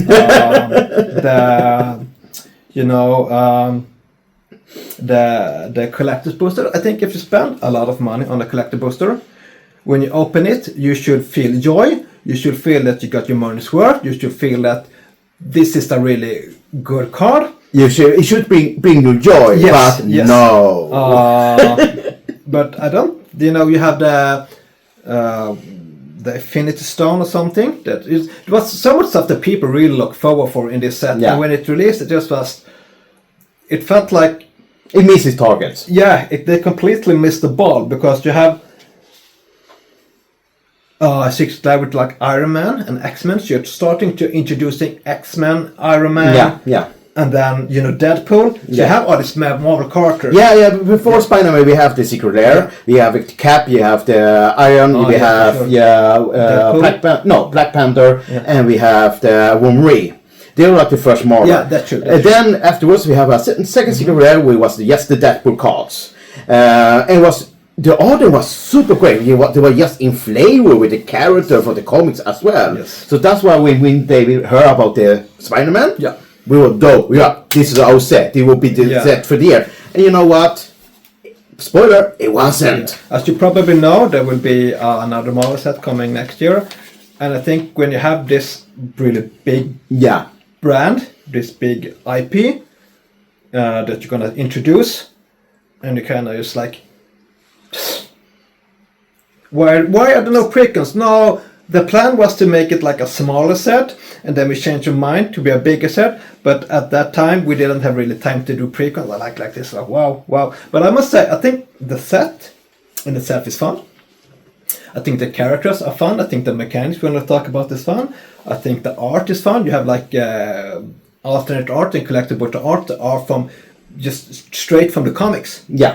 Like the comic books, Absolute Carnage stuff. The Absolute Carnage, it was a great event, by the way. So, and I think this set had the potential to be really, really good. I think you could make really fun precons. I think this was probably one of the few Universe Beyond set that you can make more than 4 precons. You can make totally. 8 precons because you have so many characters to build around. Yeah. You can do like a Spider-Man set, you can do like a Miles Morales, you can do like the Spider-Verse, you can do the Venom, you can do the Sinister Syndicate. Yeah. There's like so many constellations in this world to build on. Like the Web Wars, so much stuff. We didn't get like a single one, not even 2, precons. Yeah. But yeah. Enough about that. I think why we start writing about this, and not only we, like a lot of other Magic creators has done it as well. Like Brian has done it for Commanders at Home, the Professor has done it as well, and a lot of others, because it was a used flavor floor. Yes. Not only that, we are really passionate about the comic books. Like my favorite is to be a Spider-Man. That afterward, it's like End of the World and Revenge of the Sinister Six. Revenge of the Sinister Six. But if you want to see Doc Ock kick the shit out of the Hulk, Revenge of the Sinister Six. I mean, it's so good storyline. It's so 90s as well. Yeah. But yeah. I think the problem with Spider-Man, and as I said, I think the set in itself is good. I think it's good mechanic. I think it's a good card. It's fun to play. I think that it had so much. The release of this set had so much potential. Yeah. But they rushed it. Exactly. And then the final product that was released to the Magic community wasn't as good as it should have been. Exactly. They just missed the ball there with a lot of this is a major problem when you release a set in rush. Yes. When you release something that you have to make it good. Yeah, exactly. If you watch or talk about Final Fantasy, it was the other way around. I knew nothing or read little about Final Fantasy, but the set was really good. It was a really good release. I could enjoy it from just from the get-go, opening boosters and reading what it was. And strong precons. This had nothing of this. Yeah, actually, a funny story is our local LGs there. Every time we be there and playing, they have like a lottery. Like, a person have signed up for this app, you have a lottery. And you sign up, if you have the chance, you can win a free booster, stuff like that. And people are like, the free booster today is Spider-Man. And people are like, I don't want to win. So I think it says so much about the set itself, actually. There. This is not only us ranting and like bad talking Spider-Man. We love Spider-Man. Oh yeah, we big more. You can see the economy of the set, how quickly the price of the cards drop, how quickly the cost of the boosters, the collector boosters, just dropped because it wasn't that good release. But we have some fun mechanics in it. Not only that, I think it's actually the first set we got actually the legendary creatures in common as well. Yes. That is super cool if you want to go all pauper deck. Now you have a chance to go all pauper deck with a face commander as well. That I think is like really good touch there. But if they're good, we can talk about that later. But there is, I think, with Universe Beyond, I think one of the most important thing is Universe Beyond is that the mechanics that comes in the set should be something that reflect the theme or the lore or the idea of the characters of the world in Universe Beyond. And of course with Spider-Man, web slinging, right? Web slinging. Yes. So this is a really fun mechanic that I have played in some decks. Web slinging is an alternative cost to cast a spell, like we talked about earlier with you have this warp for example. This is web slinging. So you can cast a spell for the normal cost or web slinging cost. And this is different for each character. And what web slinging is, you can return a tapped creature to your hand. Web slinging, pull it back. and play the card with the web slinging cost. So you can play a card for a lower cost or a different cost, and there are some commanders, some cards that can abuse this. We'll talk about one later on. Yeah. But it's a fun idea, you know, web slinging, because you Spider-Man or who it is. Yeah, the thing with web slinging is like the web slinging cost is usually much cheaper than the regular cost there. Like we have Miles Morales cost 5, something like that, but you can play the web slinging cost for 3 there. So you're actually winning 2 turns. Yes. So you can cheat out cheap creatures, you know, even like 1/1 tokens. Just have the ability to tap them, just take them back to your hand, or wherever tokens go, who knows? Exactly. And get something out. To token heaven. Yeah, to token heaven. Yeah. So it's a fun mechanic to just get stuff out cheaper and faster. The second mechanic is Mayhem. Mayhem is an ability that allows you to cast a card from your graveyard for its Aether Drift cost if you discard it this turn. If you cast this way, you must pay the Mayhem cost rather than its mana cost, but time rules just apply. I think this is a super fun mechanic because discard is a mechanic in Magic, just not for Spider-Man, but you can build decks around discard ability. Yeah, and not only that, I think it's like the so much better version that Madness we have before for an Innistrad set. If you know Madness, you have to discard that card. But you have to play it right away. So you give you no chance opportunity. But Mayhem, you can wait for a turn, go attack phase. Then you can I have mana enough to play it. You play it then. If you have nothing really good to do that turn. But I think Mayhem has like fixed good mechanic from Madness actually. This we have another return mechanic is Connive. A Connive says whenever a creature controls Connive, you draw a card, then discard a card. If you discard a no-land card this way, put a +1/+1 counter on that creature that Connive. If discard a land, that creature does not get a +1/+1 joy counter. It's actually really good because the villains in that set have Connive and Mayhem. So it's really good like synergy with all the villains there. So I think the villains part of the Spider-Man did a really good job there. Yeah, I think even though we talk a lot of trash about this set, I think this set has really good mechanics. I think the mechanics for this set, as you said, works well within the set. So yeah, it's not a bad set. It's just that maybe they should have waited or worked a bit more and have like released a set that was like just good from the start. Yeah, exactly. We will not say how to fix the set. We are not professional to do that. Definitely not. But we recognize where the set bombs. Yes, I think this is, as you said, this is something that the community in large has been complaining about. Yeah, exactly. It wasn't maybe a well thought release. Yeah, but the thing is what I love with the Spider-Mans is like the secret identity as well. So I thought this one of fun mechanic they actually did really good. Yeah. You wanna take this one? Yes, this is the double face card that transforms. So of course Peter Parker, as we said, is Spider-Man. Miles Morales is Spider-Man. You have Eddie Brock, who is Venom. So it could be Peter Parker on one side for like, let's say 2 mana, and you can pay more mana and flip him to Spider-Man.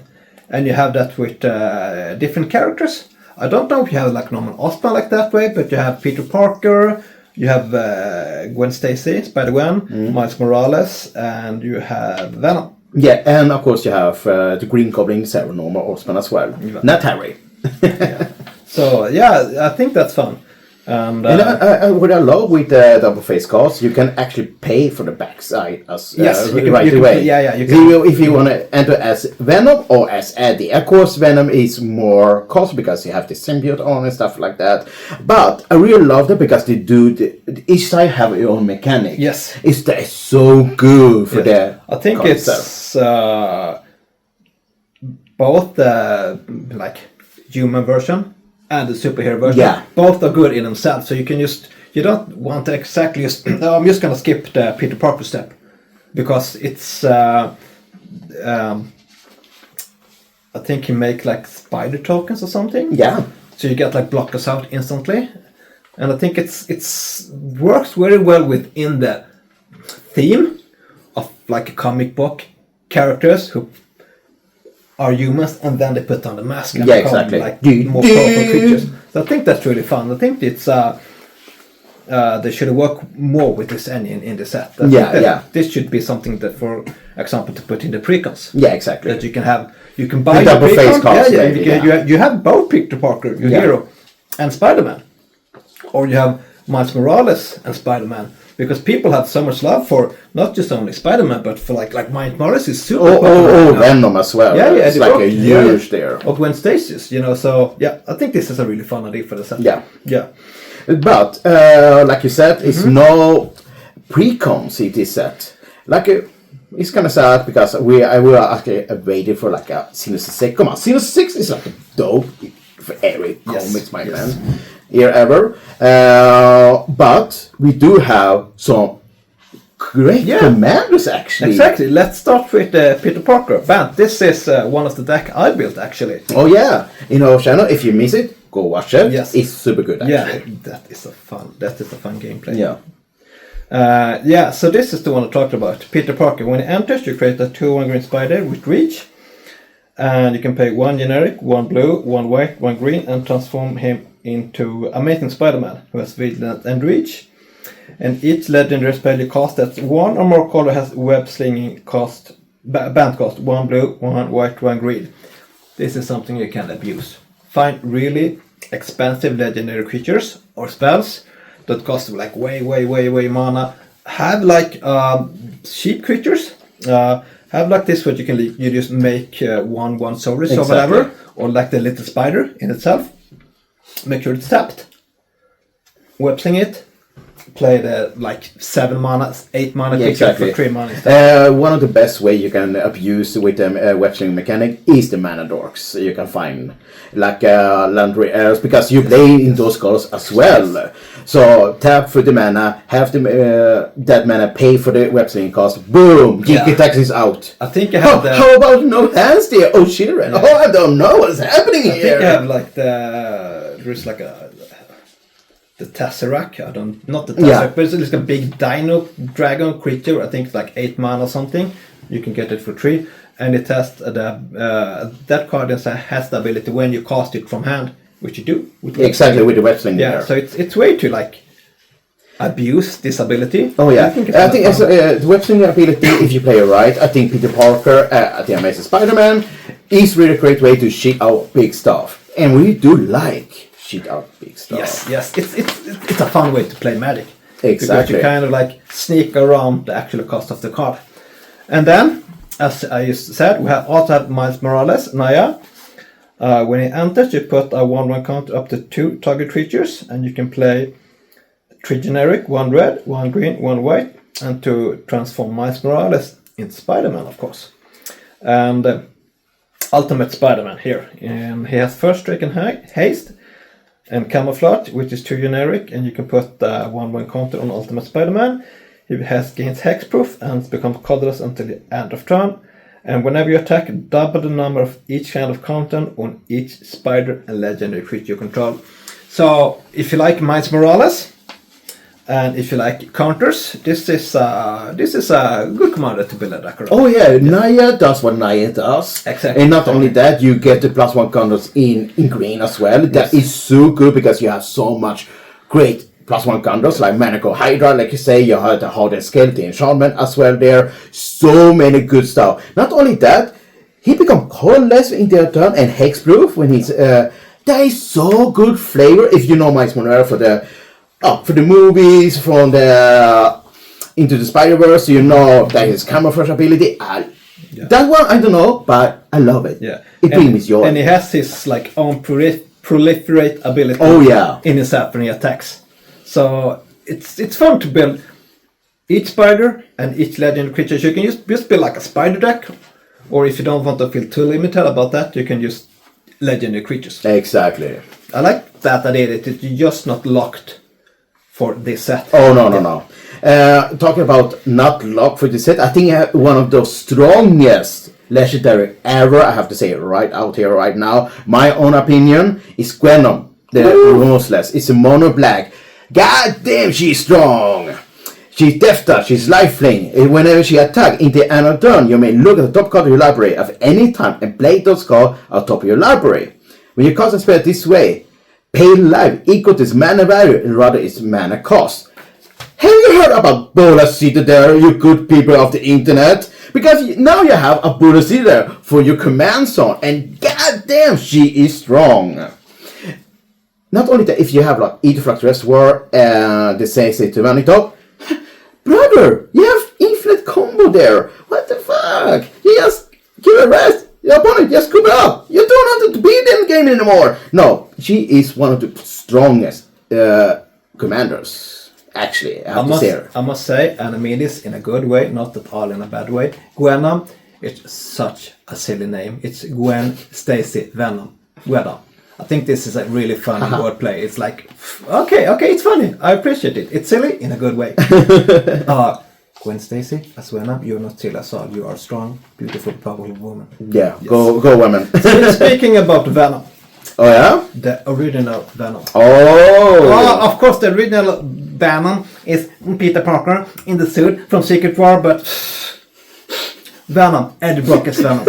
Everyone know Eddie Brock is Venom. We have like other Venom. Mac Gargan was Venom for a while. Oh yeah. There was like a mafia boss son who was Venom. You have like different kinds of Venom. Eddie Brock. Eddie Brock is the OG. Yes.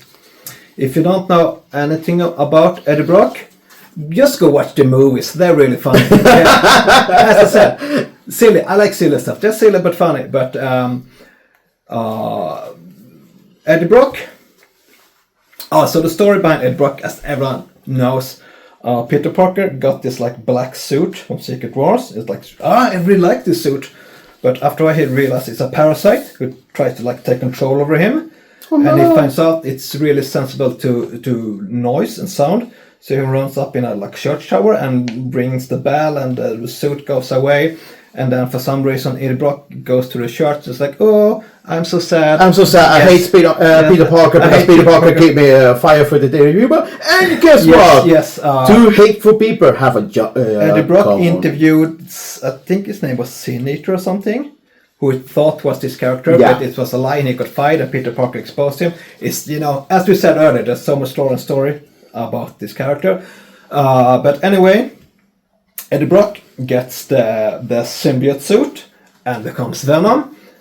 And that character is really well written because Venom is kind of like a dick, really. He just wants to like eat people's brains and just like do all kind of crazy stuff. And Eddie Brock is like, whatever, let's go eat the brain. And Peter Parker feels like responsible because he's brought this black symbiote suit to us like, no, stop eating brains, don't do this, don't do that. There is like a fun chemistry both between Eddie Brock and Venom.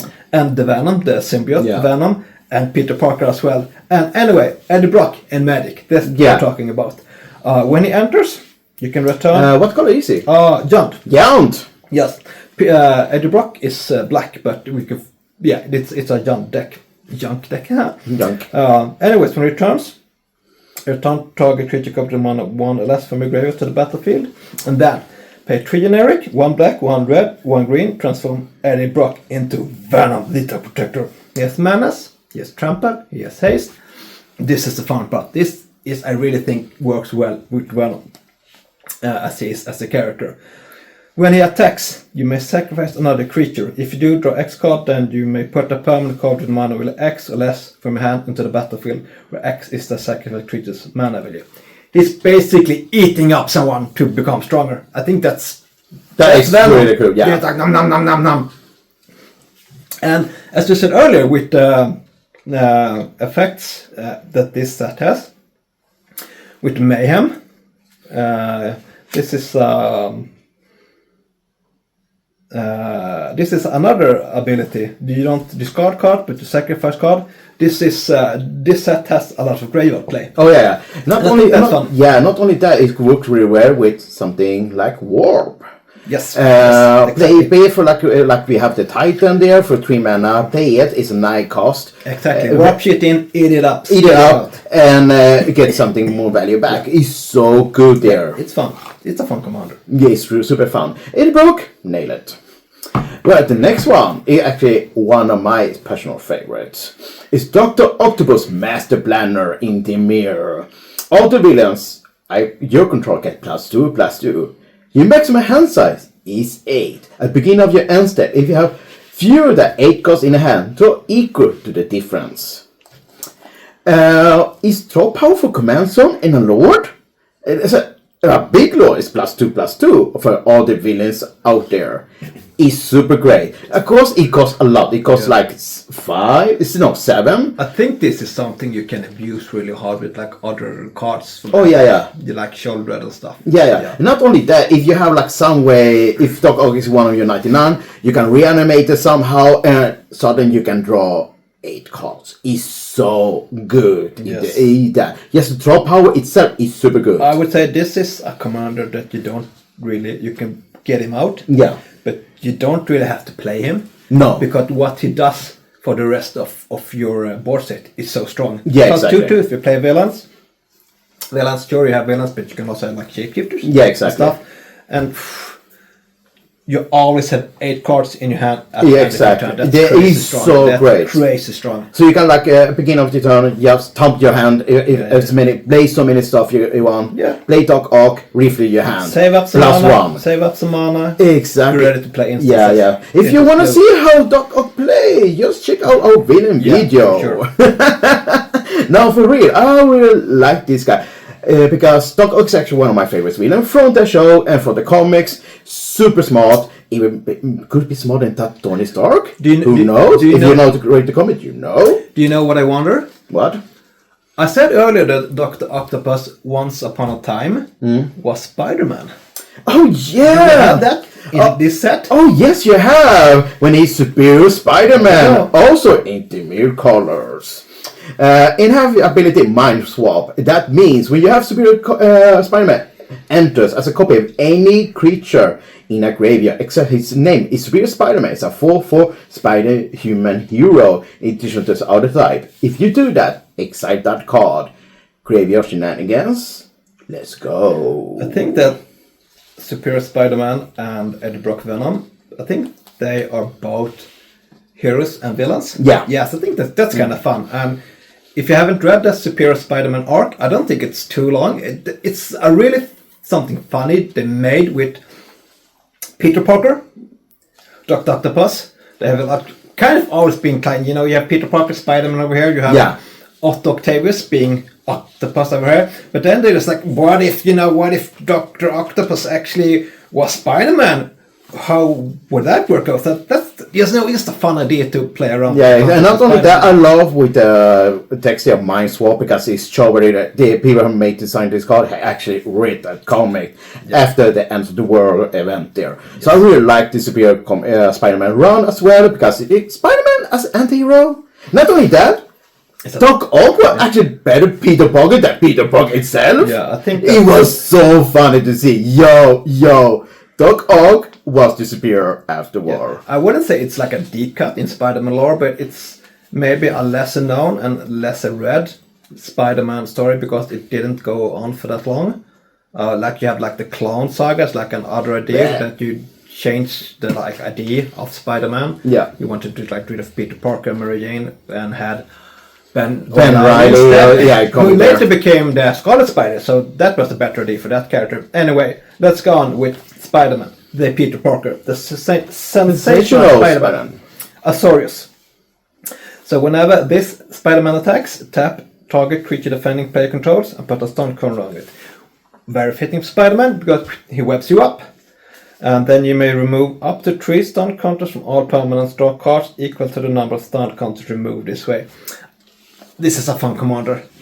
He stuns you, and he can draw cards. Yeah. Not only that, I think it was one of the first cards we actually got spoiled for the Spider-Man set as well. Mm-hmm. And not only that, that got me to hype out for the Spider-Man set when I saw that. Because it does really do with the flavor. Yeah. And not only that, it's too bad, it's actually you don't find it in the set. It's actually from this scenario box set there.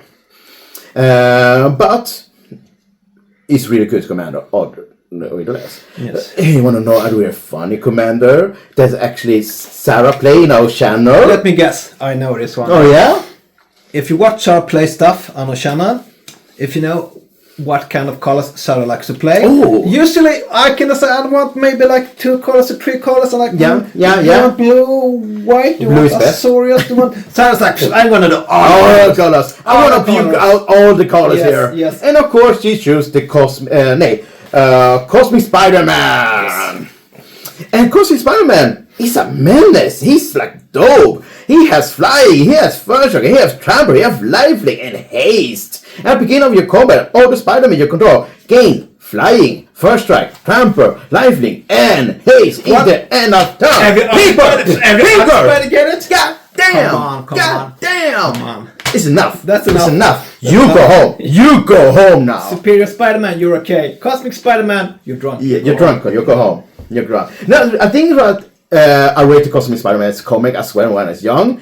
When they face off Magneto, the three-head Sentinel, it's super fun. Actually, he was so pure. And when What's his story? Do you have like a gauntlet? What ways? No, I got the I haven't actually read. cosmic power from outside. Okay, That Venom used later to defeat Null in King of Black, but that is a further story in head. But it's so crazy. I'm gonna see. You want to see how crazy? Watch our video. Yes. Our superhero showdown there. Mm-hmm. No, really. The keywords, it then give the other keywords to the other spiders. I know the other spiders like real down power actually compared to the other game, but this guy give them a fighting chance. I think it's really good.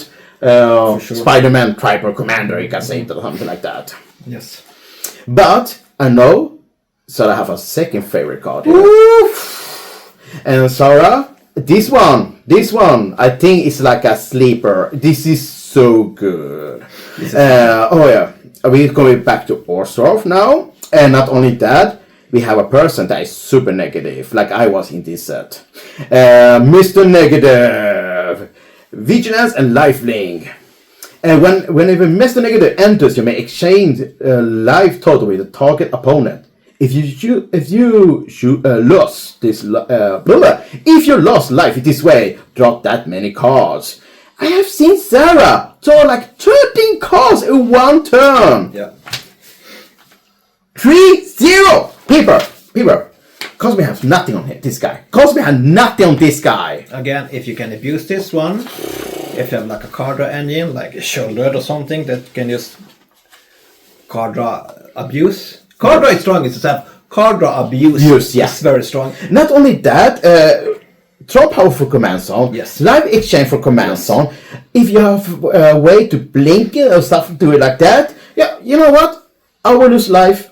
I will take the lose life. Go down. I don't do 10, single digit. Who cares? Drop that many cards. Let's do that. Blink it again. Oh, I get my life back. Yeah. Sucker. What's really strong with Mr. Negative is that this is not an attack trigger. Exactly. This is not a damage trigger. This is an ETB trigger. Yeah. As soon as he enters, this happens. What I think it's also fun with Mr. Negative is this is a more recent character.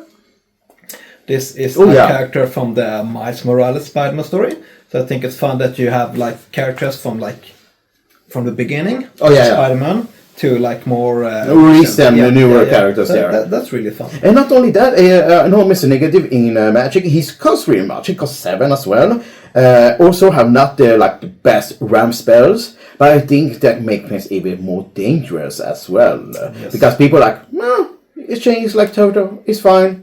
Before you know it, that person have 30 costs extra in their you need an answer, find an answer, but you can't because that person have 30 costs answer in the hand. Sarah, I look at you. It's also a fun card in itself to not play as a commander, because if someone plays as a commander, you can see it, it's coming simulated. But if you play Orcs of deck and you have it like in your deck in your hand, it's like recently just play it and like people like, what the fuck this? What just happened? Exactly. And not only that, is how you also have really other good cards in the 99 that when you gain that life or you lose that life, that triggers happens as well. So it's so good in those colors as well. Orc is good for like manipulating life. Oh yeah. But talk about also we have to talk about normal Orspawn. What about Harry Orspawn? Well, Harry Orspawn, this normal Orspawn, that it's all about the Green Goblin. We also have the Hobgoblin and the Red Goblin, but let's go OG. We have the ultimate Green Goblin, so never mind. Green Goblin. This is like one of the most iconic bad guys ever. It's kind of like, in the story, in the comic, he's kind of like a mentor to Peter Parker. Peter Parker is best friend with his son, and I don't think you have that like character dynamic with like mostly anyone else in the comic, in like the big league of comic world. Like Batman is facing a crazy mental patient Joker, very well made character, very interesting character, but you really don't have like the dynamic between Bruce Wayne and, you know, someone else really. Superman, Clark Kent, I don't know if Clark Kent really has like this interaction with like people that turns out to be villains. Well, you can talk about like Luthor, whatever, but I think the interesting part with Peter Parker and Norman Osborn is in like, you know, maybe another world, another setting, they could be like best friends and start a company together, but King Goblin goes crazy and want to kill Peter Parker because, I don't know, reasons. We have the Radcos, Green Goblin Revenant, Flying Death Touch, and whenever Green Goblin attacks, discard a card, then draw a card for each card you discarded this turn. And here we have the Mayhem ability coming in really strong. Because you can discard it and just play it again. Not only that, draw power for the Green Goblin in Raptor's color is super strong. Discard a card, draw a card is great actually. Like draw power in command, so it's not draw power, but it's like more loot effect. But still, you can find a better answer to your opponent that turn. Flying and Death Touch is a just great flavor touch there. Yes. But I think it's like we have to mention like his daddy, the original Green Goblin as well in Chris's color, and not only that, we have to mention Imp in the arena as well. Come on, I do not love Imp there. He's so cute as well. Yeah. Flim. But yeah, this is a really interesting story as well when you talk about the arena, because arena have different art from the real life as well. Do you mean to tell me that the art and the names in Magic, Universes Beyond, Marvel's Spider-Man is not in Arena? Wow! No, that's crazy. They are, but they have not the same name in a different art. So if you play both arenas, so you want to see Mr. Negative there, maybe call something else that Mr. Negative there, like something Mrs. Negative could be, but something in that universe set. I think it was so Mr. Ball there. I have to mention that as well. That's true. That's happened with the set, maybe Rush, but I do think like like you say, it was like a mini set or maybe a secret lair. Yes, only could be much better fixed, but we don't know. What's happened has happened. My comment about Spider-Man, Magic Universe Beyond Marvel Spider-Man is it's a good set. It's a fun set. The taste and the flavor of the characters is really fun. For example, you have like Spider-Pig, you have Spider-Man Noir, you have all these like fun characters going on. You have characters from the start of Spider-Man to like the recent edition of Spider-Man, and it's a really fun set. I just think was a really, really bad release. I think they should have worked more with the set and decided from the get-go, if we don't do what we had planned to do, we're going to do something else. Yeah. We're going to wait a little bit and make sure this is a good set, it's a good release. We have precons. Yeah, but we don't know what happened behind the scene. Who pushing who? Yeah. Is the Wizard of the Case who tried to push, or Marvel's tried to push because of the licensing issue? We don't know that. So, but I know that they are listening to the community now, because what happened, if you all know, with the Monster Hunter set with the Secret Lair, they actually cancel it because they have so backlash for the both community, from Magic players and for the gaming community as well. Yes. And they got one not with that. I think it's a good step. It's a good way. It will take some time, but we are getting there. Yeah. So I think we missed the ball with the Spider-Man, but they try not to miss the ball with the rest of the set. Yes, I agree. I think it's like a good experience there. I hope they learned the lesson. I'm sure they did. I'm sure they listened to the community, and they will take this feedback for the Marvel Superheroes Universes Beyond. That's next year. I really hope it will work out for the best there. Yes. But there's no commander decks in there. No, I know. So, if there were a commander deck, which would you build? If I would have been releasing Commander's Precon decks, I know this. I know Gwen Stacy is super popular, so I would do Gwen Stacy Precon. I'm not sure if probably not mono red. I think that Precon should be like 2 colors. Maybe Boros or instead of maybe Gruul. Just like, maybe not like Radkos. All right, because I would save this for like the bad guys. But Gwen Stacy. Gwen Stacy is a good card. Yeah, with the yes guy there. Yeah. Peter Parker Spider-Man. Yeah, yes guy maybe. And then I would go look like what people like in the Spider-Man lore. Everyone likes Venom. Yeah. And I will go with maybe some kind of Sinister 6 deck with the Green Goblin as the commander. Yeah. And I think that would be like, make precons because people will buy this precon base because they love for the characters. Yeah. Okay, so switch the ball around. Which was your favorite card for the set? From Spider-Man? Yeah. I could tell that Rowan Kiros the card I was favorite about. My favorite card, I don't think it's the best card, but my favorite card is Spider-Pig. Spider-Pig? Yeah. Oh, yeah. Come on, that's Spider-Pig. I think Sarah, if I can speak for Sarah, have to be Mr. Negative, maybe. For me, you know what? I think I have to be Doc Ock. Yeah. The Master Planner, actually. Because that guy just brings me joy every time I bring him out to the battlefield and all my opponents crying. I do like the Eddie Brock dual card that turns into Venom. Because I think the idea feels like he's going on and eating up his friends. Yeah. I like really fun. Okay, let's do another question. How many from Commander deck have you built from Spider-Man? I have 2 that's complete. Yeah. The dual card Peter Parker. Yeah. The dual card Venom. And I'm building a Demir deck with Prowler. Oh. And I'm building a Boros deck with Anraxa. Yeah. I think that the Prowler Demir deck, I'm not sure, that's not my pre-one, but I think the Boros deck with Anraxa would be fun, but I think that there is a fun engine when it will be completed. I have yes to the Spear of Spider-Man and Doc Ock. Demir colors. Yeah, give me all the Demir colors here. Because Demir is like the best thing ever happened in Magic. Yes. And we know that Rowan likes the Glissy. Oh, yeah. But I have to mention as well, Gwenom is like the biggest hit from CDH there. Yeah. Because she have win tournaments. I've seen that girl in play. I've seen her girl in action. This girl is a menace. We should say, however, that the Spider-Man set had welcome decks for new players. Oh, yeah. So that was a really good thing. They didn't have any precons, but they have this welcome decks that new players were able to get from the local game shop. Yeah. So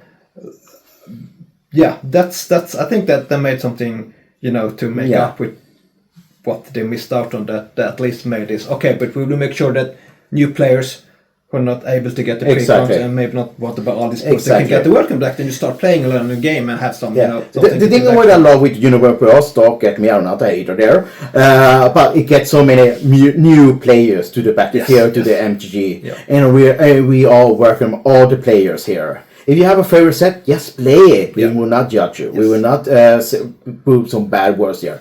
If you enjoy it, just play it. I started playing Magic more or less because there was a Doctor Who set, and I love Doctor Who. So I think that was like my introduction to Magic, that you can play Doctor Who. And it's so fun if you know something really well. For example, like with Spider-Man, with other characters, and also like with Doctor Who. And you have like this characters from this episode, and you have this Doctor, and you have like a love. Yeah, you have a love for the cards. Before you even start playing the game or learning the game, you're just like, wow, you have Doctor Who, and you have this character, and you have that Doctor, or you have Spider-Man, or you have Gwen Stacy, or you have stuff on any kind of universe experience. So I think it's a good way to make people fall in love with the game. Yeah, exactly. Yeah. And we do love magic here. We do like magic. Yeah. We get rambling about 2 comic book nerds from Brooklyn here. It's the end of this podcast, but we have one more set. And the last set is the last universe we own, and that would be Avatar. With me and Rowan. So stay tuned. Water, earth, fire, air. Long ago the 4 nations lived together in harmony. Then everything changed when Andros attacked. Only the Avatar master of all 4 elements could stop him. But then when the Maw needed him most, he vanished. 100 years had passed and my brother and I discovered the new Avatar. An airbender named, I don't know, counterspell, he knows. Although his airbending skills are great, he has a lot to learn before he's ready to save anyone. But I believe Anne can change the world. Because you're the villain of the story, and you are the firebending nation, good sir. Because today we are talking, now we're talking about Avatar, the last set of 2025. There is a huge set, actually. I did not expect this to be this big. I thought it was going to be another Assassin's Creed or Spider-Man set. Oh yeah, but it was actually a full set. Yeah. And not like only that, and not only that, spoiler, there's a super good god in this set. Yeah, I mean, as the time of recording, it's still relatively new to all of us. Yeah. But it's already made such a big impact. Oh, it's like everywhere we can see. It's huge. It's amazing. Yeah. It's Avatar. And as Avatar, avid fans know there are 4 nations. We got water, fire, earth, and air. Oh yeah. And I think it's great if we just get straight into the main one in people's story lore. It all starts with air. Yeah, air. We have the airbending as a mechanic here. To airbend a permanent or a spell, you exile it. As long as that god remains exiled, its owner may cost it by pay 2 generic, rather its mana cost. This don't change the cost having cost. So actually, you basically blink it.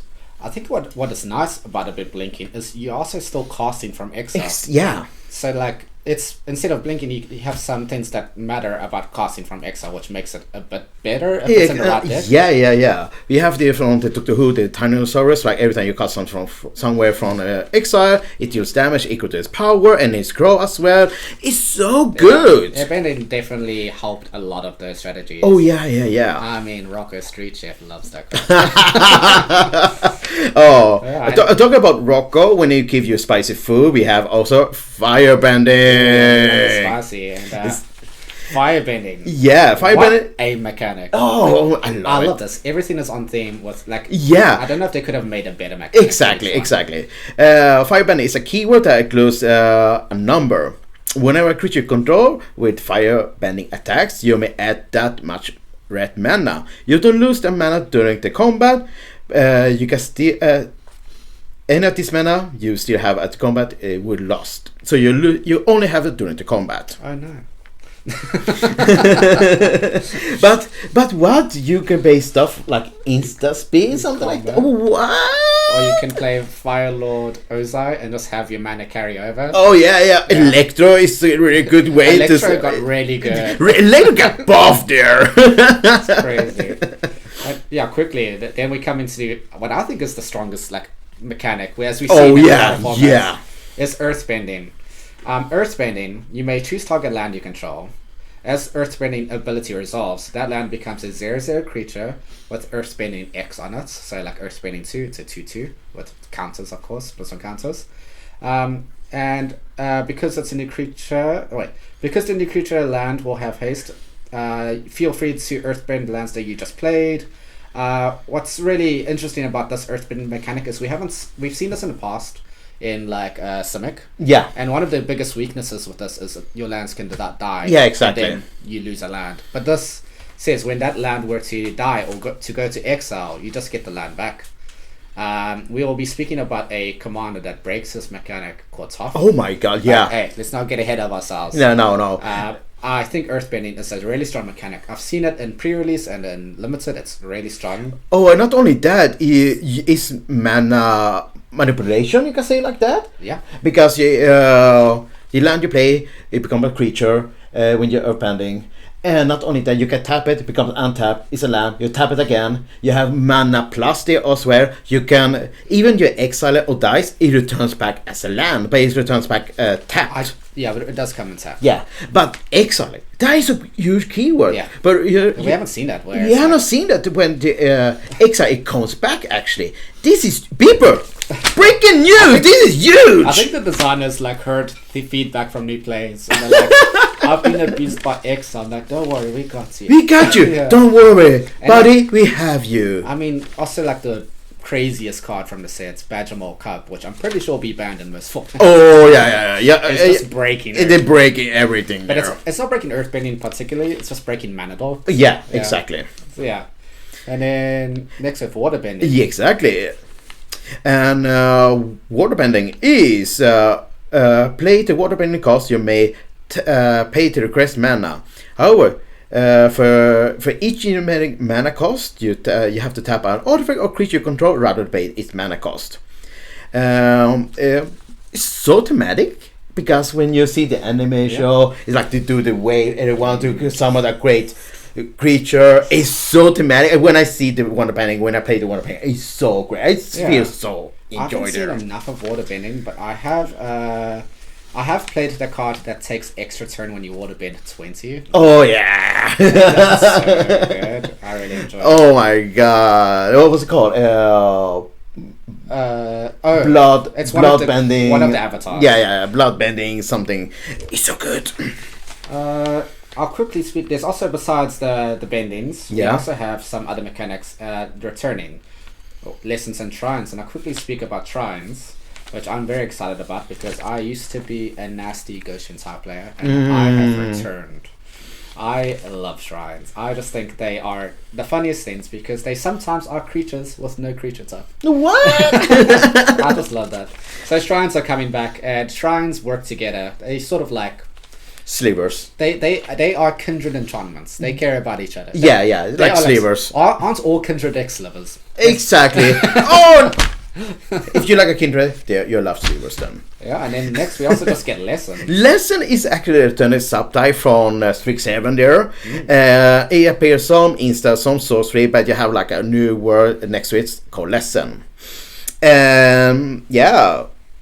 Lesson does like a sorcery instant speed, what you do there. But we have like few commanders and cause for the Avasot to care about the lesson. And not only that, I have to say, the person who designed this set, the team, They know. they knew. It was beautiful. I think like the best lesson references are with Aro. Oh yeah. Our boy Aro from the story. He's like our favorite, at least my favorite character. I cry in some parts of it when he's introduced, and he's like always giving lessons. Oh yeah. And not only that, you can see like the Ang storyline. Yeah, like the more he learned, the less the stronger he become. I swear, lesson is a huge part in the Avatar lore, and I really love to bring it back. Not only that, the lesson cost is so much better than Strixhaven actually. This is an upgrade from Strixhaven. Oh yeah, definitely. I think I believe. Correct me if I'm wrong. I wasn't really around in Strixhaven, but the learn mechanic doesn't really work in Commander because you don't really have an outside. Oh no, you don't have an outside stuff like Wish to have. You don't have anything from the outside there. Unless you have a rule zero talk with it. Exactly. But I think in other formats where learning is going to be useful, I think they've definitely upgraded it. They like literally have a rampant growth as a lesson. Yeah, lesson. I think 10 out of 10. I think the lessons are. One day when they change the ruling of Commander where you can have a sideboard, one day, you know. One day you never know, but right now, lesson, like I said, is so great touch for the Avatar there. Yeah. But I have to say something bad. There's no precons here.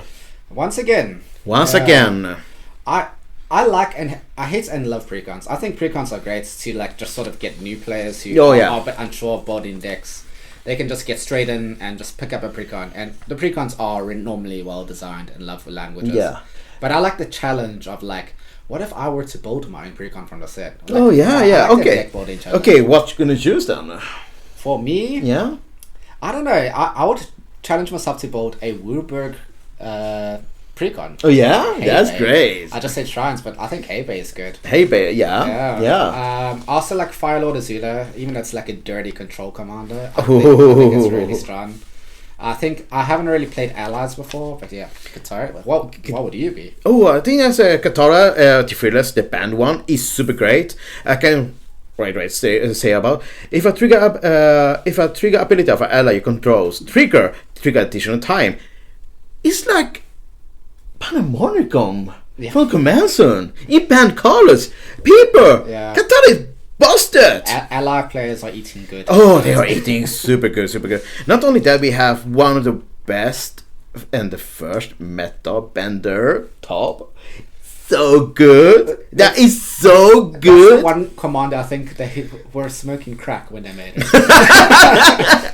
Have you read Top? It's just like so many broken things. You can mind slaver someone like forever. Oh my god, yeah, it's so great. The way to balance mind slaver is you exile it, because like we don't want to do that again. Exactly. But Top says it turns. I mean, actually. Okay, I will read. Yeah, No token artifact you control or less addition to the other types. They don't gain the ability to tap for mana. At the beginning of your end step, Earthband 2. So when you make a base, all your artifacts becomes Earthband. Hey, that is so great because you have, let's say, I have seen CDH play with Top in there because Top is so great in CDH as well. With Gaia's Creator, with the Candelier, Earthband the Candelier, tap the Gaia's Creator, you have like 3 creature, tap the Candelier to untap the Gaia's Creator, you go mana plus all the time. Yeah, I've seen already some stories of people accidentally drawing the game with Tough because of Caged Sun. So Caged Sun, and let's say something like an Uber on the back. Oh yeah. Just turn to Caged Sun to tap for mana. Caged Sun sees itself making mana, adds another mana, then it sees itself making a mana, and it just go loop. And you can't stop it. So the game just ends in a draw. So be careful of Caged Sun and your Tough decks, everyone. But that is not the only one with 3 colors. We have a Maru as well. Maru, yes, we have Firelord Zuko and Firebending X. Zuko, as you know, one of our favorite characters from the story because it's such amazing character development. Yeah. But in Magic, he's also really good. He's got Firebending X, where X is Firelord Zuko's power. And whenever you cast a spell from exile, and whenever a permanent control enters from exile, put a +1 counter on each creature you control. So, really one of those things we're talking about airbending. Yeah. And Marty, there's one in there. Yeah, exactly. Just like a good +1 counters, like good sort of firebending. I think people are people read firebending like, oh, it's in combat. Like, there's some disgusting things you can do. Oh yeah. So we have one that is coming up soon about.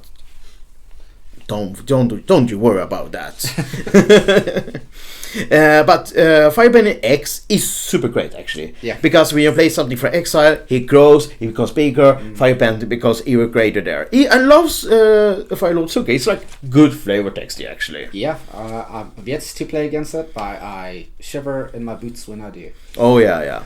Then we have one of everyone's favorite boy, Sokka. It'll quench you. That's rough, but it's my favorite line. But yeah, Sokka, tenacious tactician, a good Jessica commander, and Sokka has menace and prowess. Whenever you cast a non-creature spell, it gets +1 on your turn. And other allies you control have menace and prowess. Whenever you cast a non-creature spell, create a 1/1 ally. It's doing Jessica things. It's making prowess allies. There's not too much I can say about this, but it goes wide and then it attacks for lots. As we mentioned in our Tarkir episode, it reminds me a lot of like Esha. Alsha, I think like Sokka could be like a better version of Esha because Esha have to do the damage in order to get the. But here you don't have to. Yeah, I would say this is probably a more consistent version. Yeah, exactly. So the arrow with Esha or maybe her.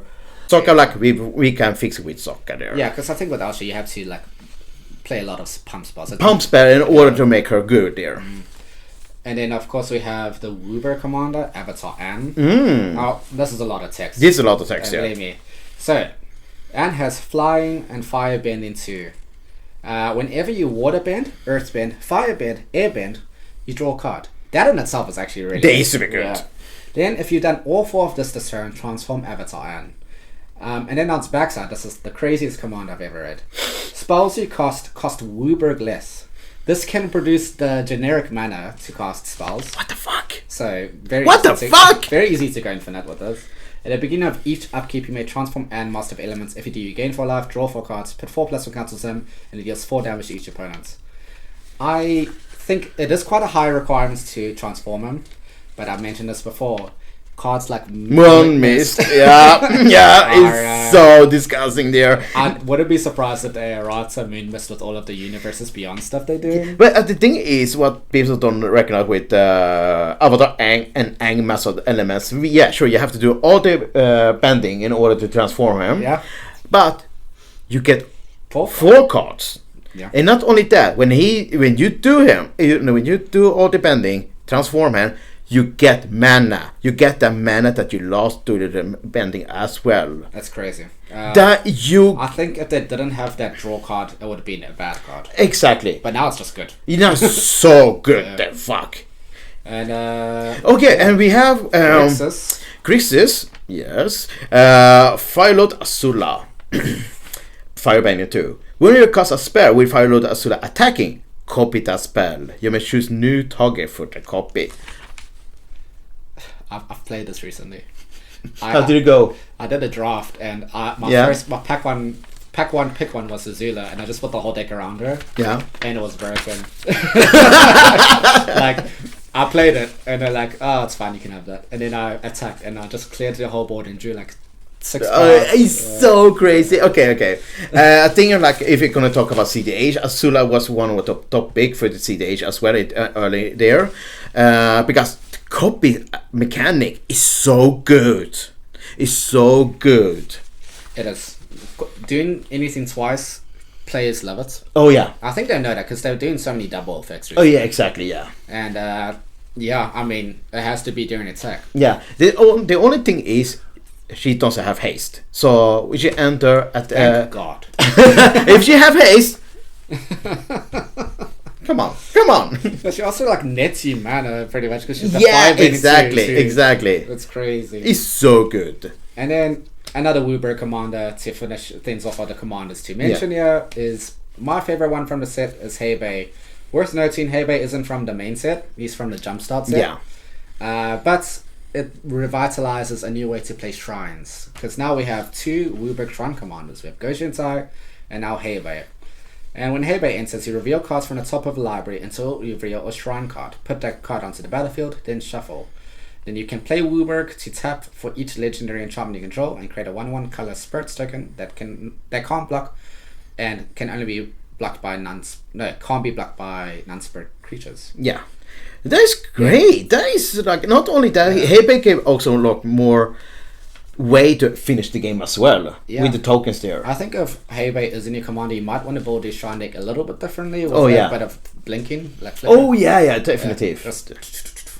So really cool. We'll be playing this one at some time. Hopefully, maybe I've already played this. Oh yeah, who knows? Who knows? Yes, stay tuned for.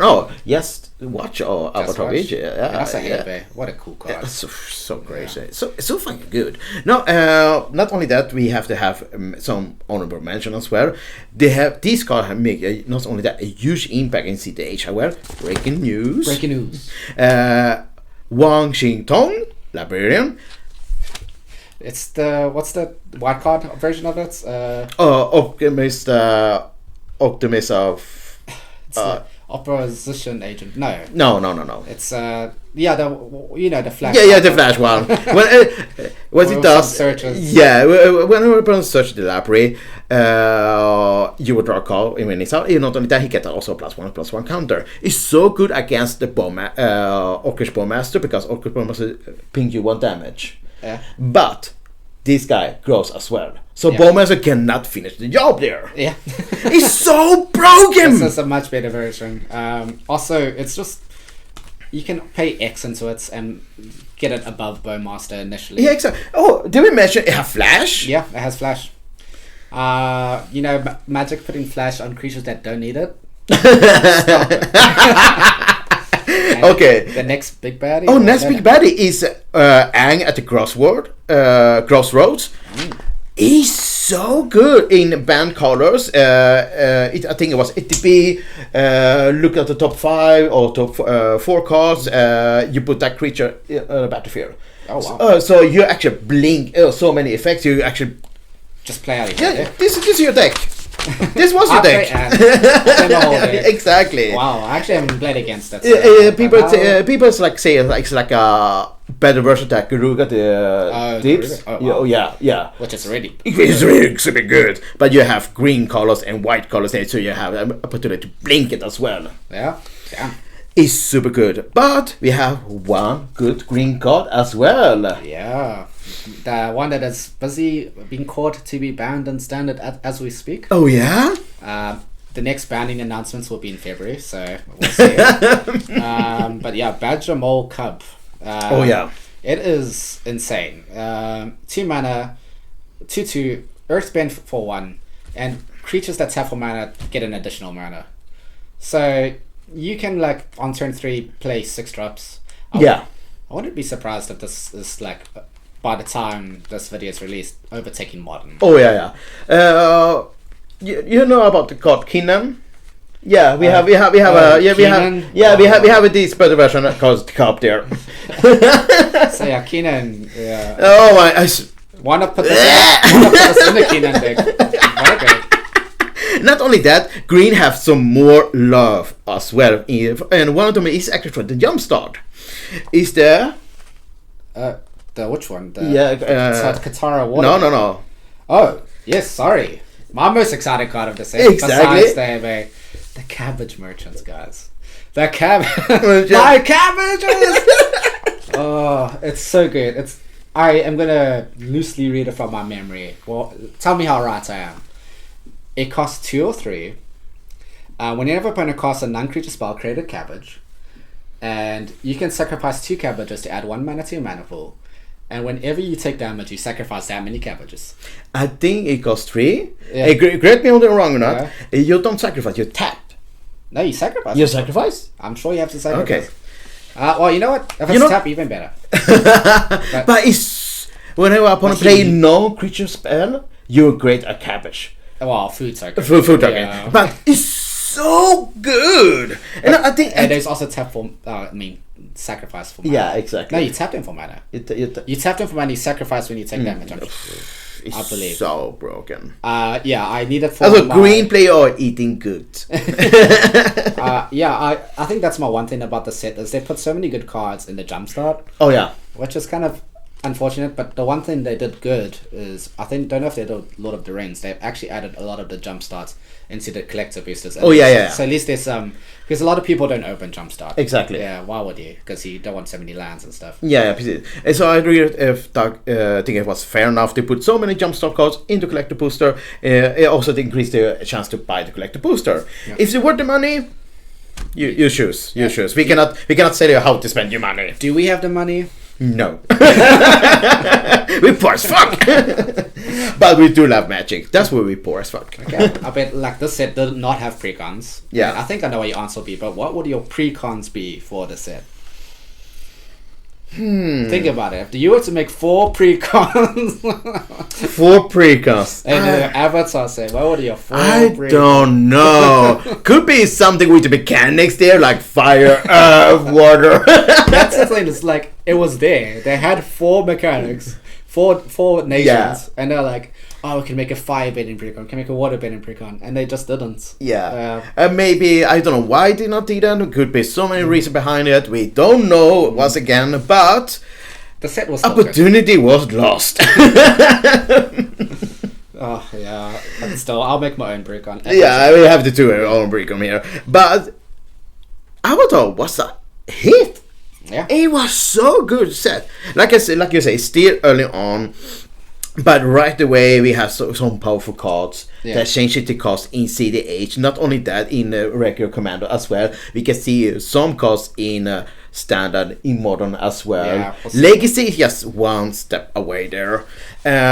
It's so good. This set It's a bomb. I think it's a great way to end off the year. Oh yeah, definitely. Especially after, for me, I didn't not like Spider-Man. I thought it was a bit fell short of like the mark, and at least they like came through strong. And I think once again, if they do universes beyond like this with love and like care, I think it is a good thing. Oh for yeah, the yeah. game.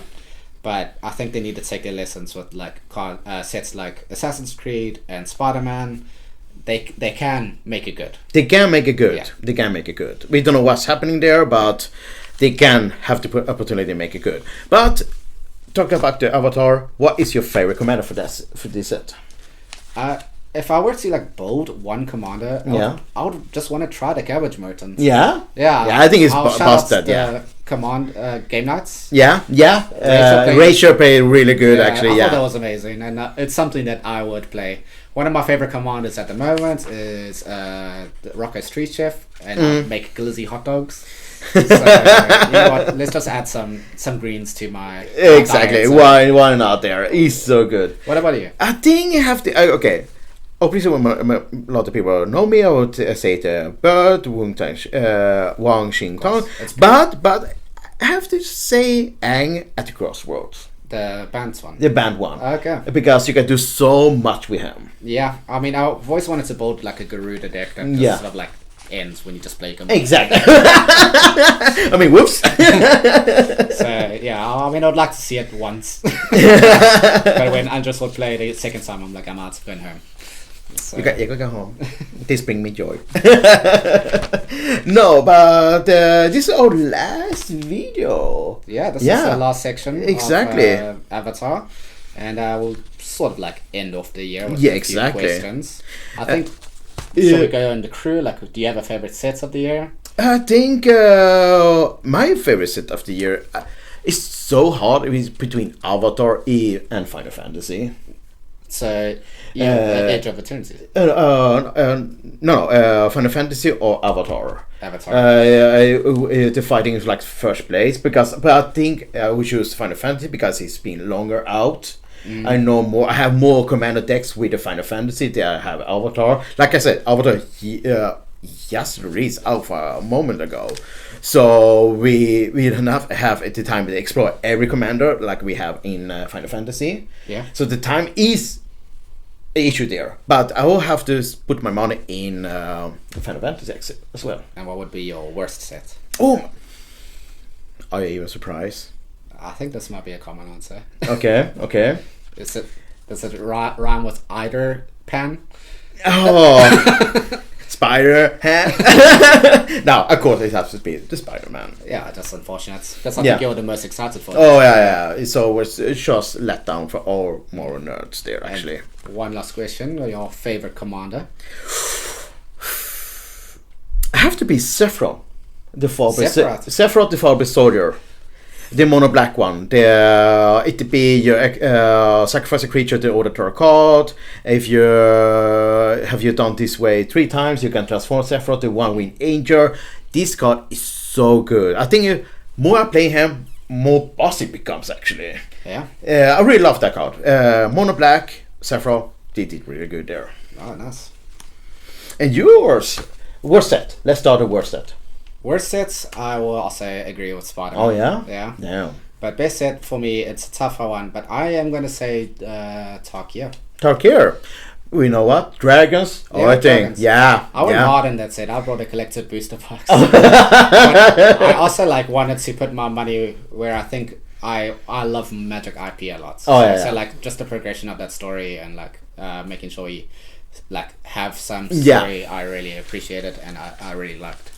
And then I think my favorite commander it's a hard one. It's been between my piss boy Gonti and I think my favorite commander, and I'll give some Final Fantasy some love, is Celeste Rune Knights. Oh, that's a good one. That is a good one. It's something that's a power down, so I can enjoy it more because people didn't enjoy it as much as me. So you know it's good. So I had to take out the infinite combos. Oh yeah. I have Sarah notes here. Of course, big surprise. Her worst set have to be Spider-Man. But favorite set is like yours, Tarkir. Tarkir's good. Tarkir is good, yeah. And the favorite commander, it is super funny. who was Spider-Man, but his favorite commander is for the Spider-Man set. Yeah. Mr. Negative. I mean, No, it's but a negative set, so yeah, exactly. No, but Mr. Negative is super good. Like we explained about that earlier, but I think Sarah chose a really cool commander actually for that set. And David, of course, I think we all agree in this group. Worst set is the Spider-Man. But his favorite set is Age of Eternity. You know, space. And his favorite commander is Howler. Captain Howler. from Captain Aether Howler, Drift. exactly. Yeah. He's Shark. And also, he said he get to give a notable mention to Medicants, which is also from Aether Drift. It is, yeah. Maybe your favorite set is Aether Drift. It could be. All right, but we have one question for the viewer there, actually. Oh, yes. Olivia Outlaw, by the way, cool Shout out to name. Olivia Outlaw. Your thoughts about the upcoming set in 2026? Good, bad, too much? Should be more? Question mark. The question is about the amounts of sets. I think that it's alright because at least there's going to be half Universes Beyond, half in the universe, and I think that's fine. I think the one decision that they made poorly is to add Universes Beyond to standard. I think then this would have been a more of a digestible list because then you don't have to pay attention so much to it. But I think I'm indifferent with the amount of sets. I don't think it's too much. I don't think it's little. I think in Sweden we say lagom. I think it's okay. I think it's like where Magic are being more expensive to play. That is for sure. The price of boosters, the cards have gone up. And in 2026 we gone in like almost each month like a new set there. Or like a new product. A new product as well. I think there would be too much money. So my tips, my advice to you is like, just give, use the money. Use the card, use the money, the set you want to play there. If you want to wait for a set, just wait for Buy a the set. one card you want from the set. Exactly. But buy singles like the professor said otherwise. But I think there is something. And we should have a remaster set. oh yeah, more remaster sets. Yeah, That's because when I look at this timeline for the next year, No, I know. they have no remaster set. And no master sets either. So Yeah, no exactly. No commander masters. No Commander Master, no remaster set. Because, like I said in early this video, remaster set, and we need those because they have cards people want to play. I think the one thing they are doing for reprinting is putting in bonus sheets now. Yeah, exactly. That's alright. That is right. I think we need kind of more of that. But, like I said, a pure remaster set, I think we need that as well. Yeah, I believe so. But upcoming sets in 2026. Okay. Can I start off here? 'Cause Yeah. I'm the most excited. I've been Exactly. waiting for Go this. ahead. I've been waiting 19 years for this. We are returning to law and the set I started Magic in. Oh, yeah, that's and we're great. back. Law and Ellipsed. I want them to bring back Azorius Merfolk. More Tree Folk. But bring those Kithkin back. I miss those little guys. Bring them more. I'm very excited about that set. And the next set is a micro set, but is this set alone actually the name of the colors? Not even joking. My mom bought the comics and told me, what is the bandana for Raphael's color? And I was like, red! And Mikey, orange! And Donnie, blue! Like, okay. So, of course, the next set is Teenage Mutant Ninja Turtles. I think it's ridiculous that we waited 19 years to get back to Lorne and we had to wait 6 months to get back to New York. New York, baby! That's crazy. But it's fine. I'm excited nonetheless. And then we have The Secrets of Strixhaven. One of the sets that I'll probably be experiencing for the first time as a release set because I took a break in Magic during that time. Oh yeah? Yeah. I was around when Strixhaven comes out and I actually love it. Yeah, it feels like Harry Potter-ish, but it was so much more. It feels actually fantasy. It was so great there. Actually, that's where some bonus from, right? Yeah, I really hope that when we go back to Strixhaven, we actually get the 5 commander decks there as well. That'll be good. Because we have all the 5 college there as well. So I really hope we go back to 5 commanders there. Oh, that's awesome. Oh, you can start. You probably know more about this more than me, but All right, the next one is Marvel Superheroes. yeah, it's probably going to be a really big set, but I hope they've learned their lessons. Yeah, I really hope that too. Otherwise, will be Spider-Man 2.0 there.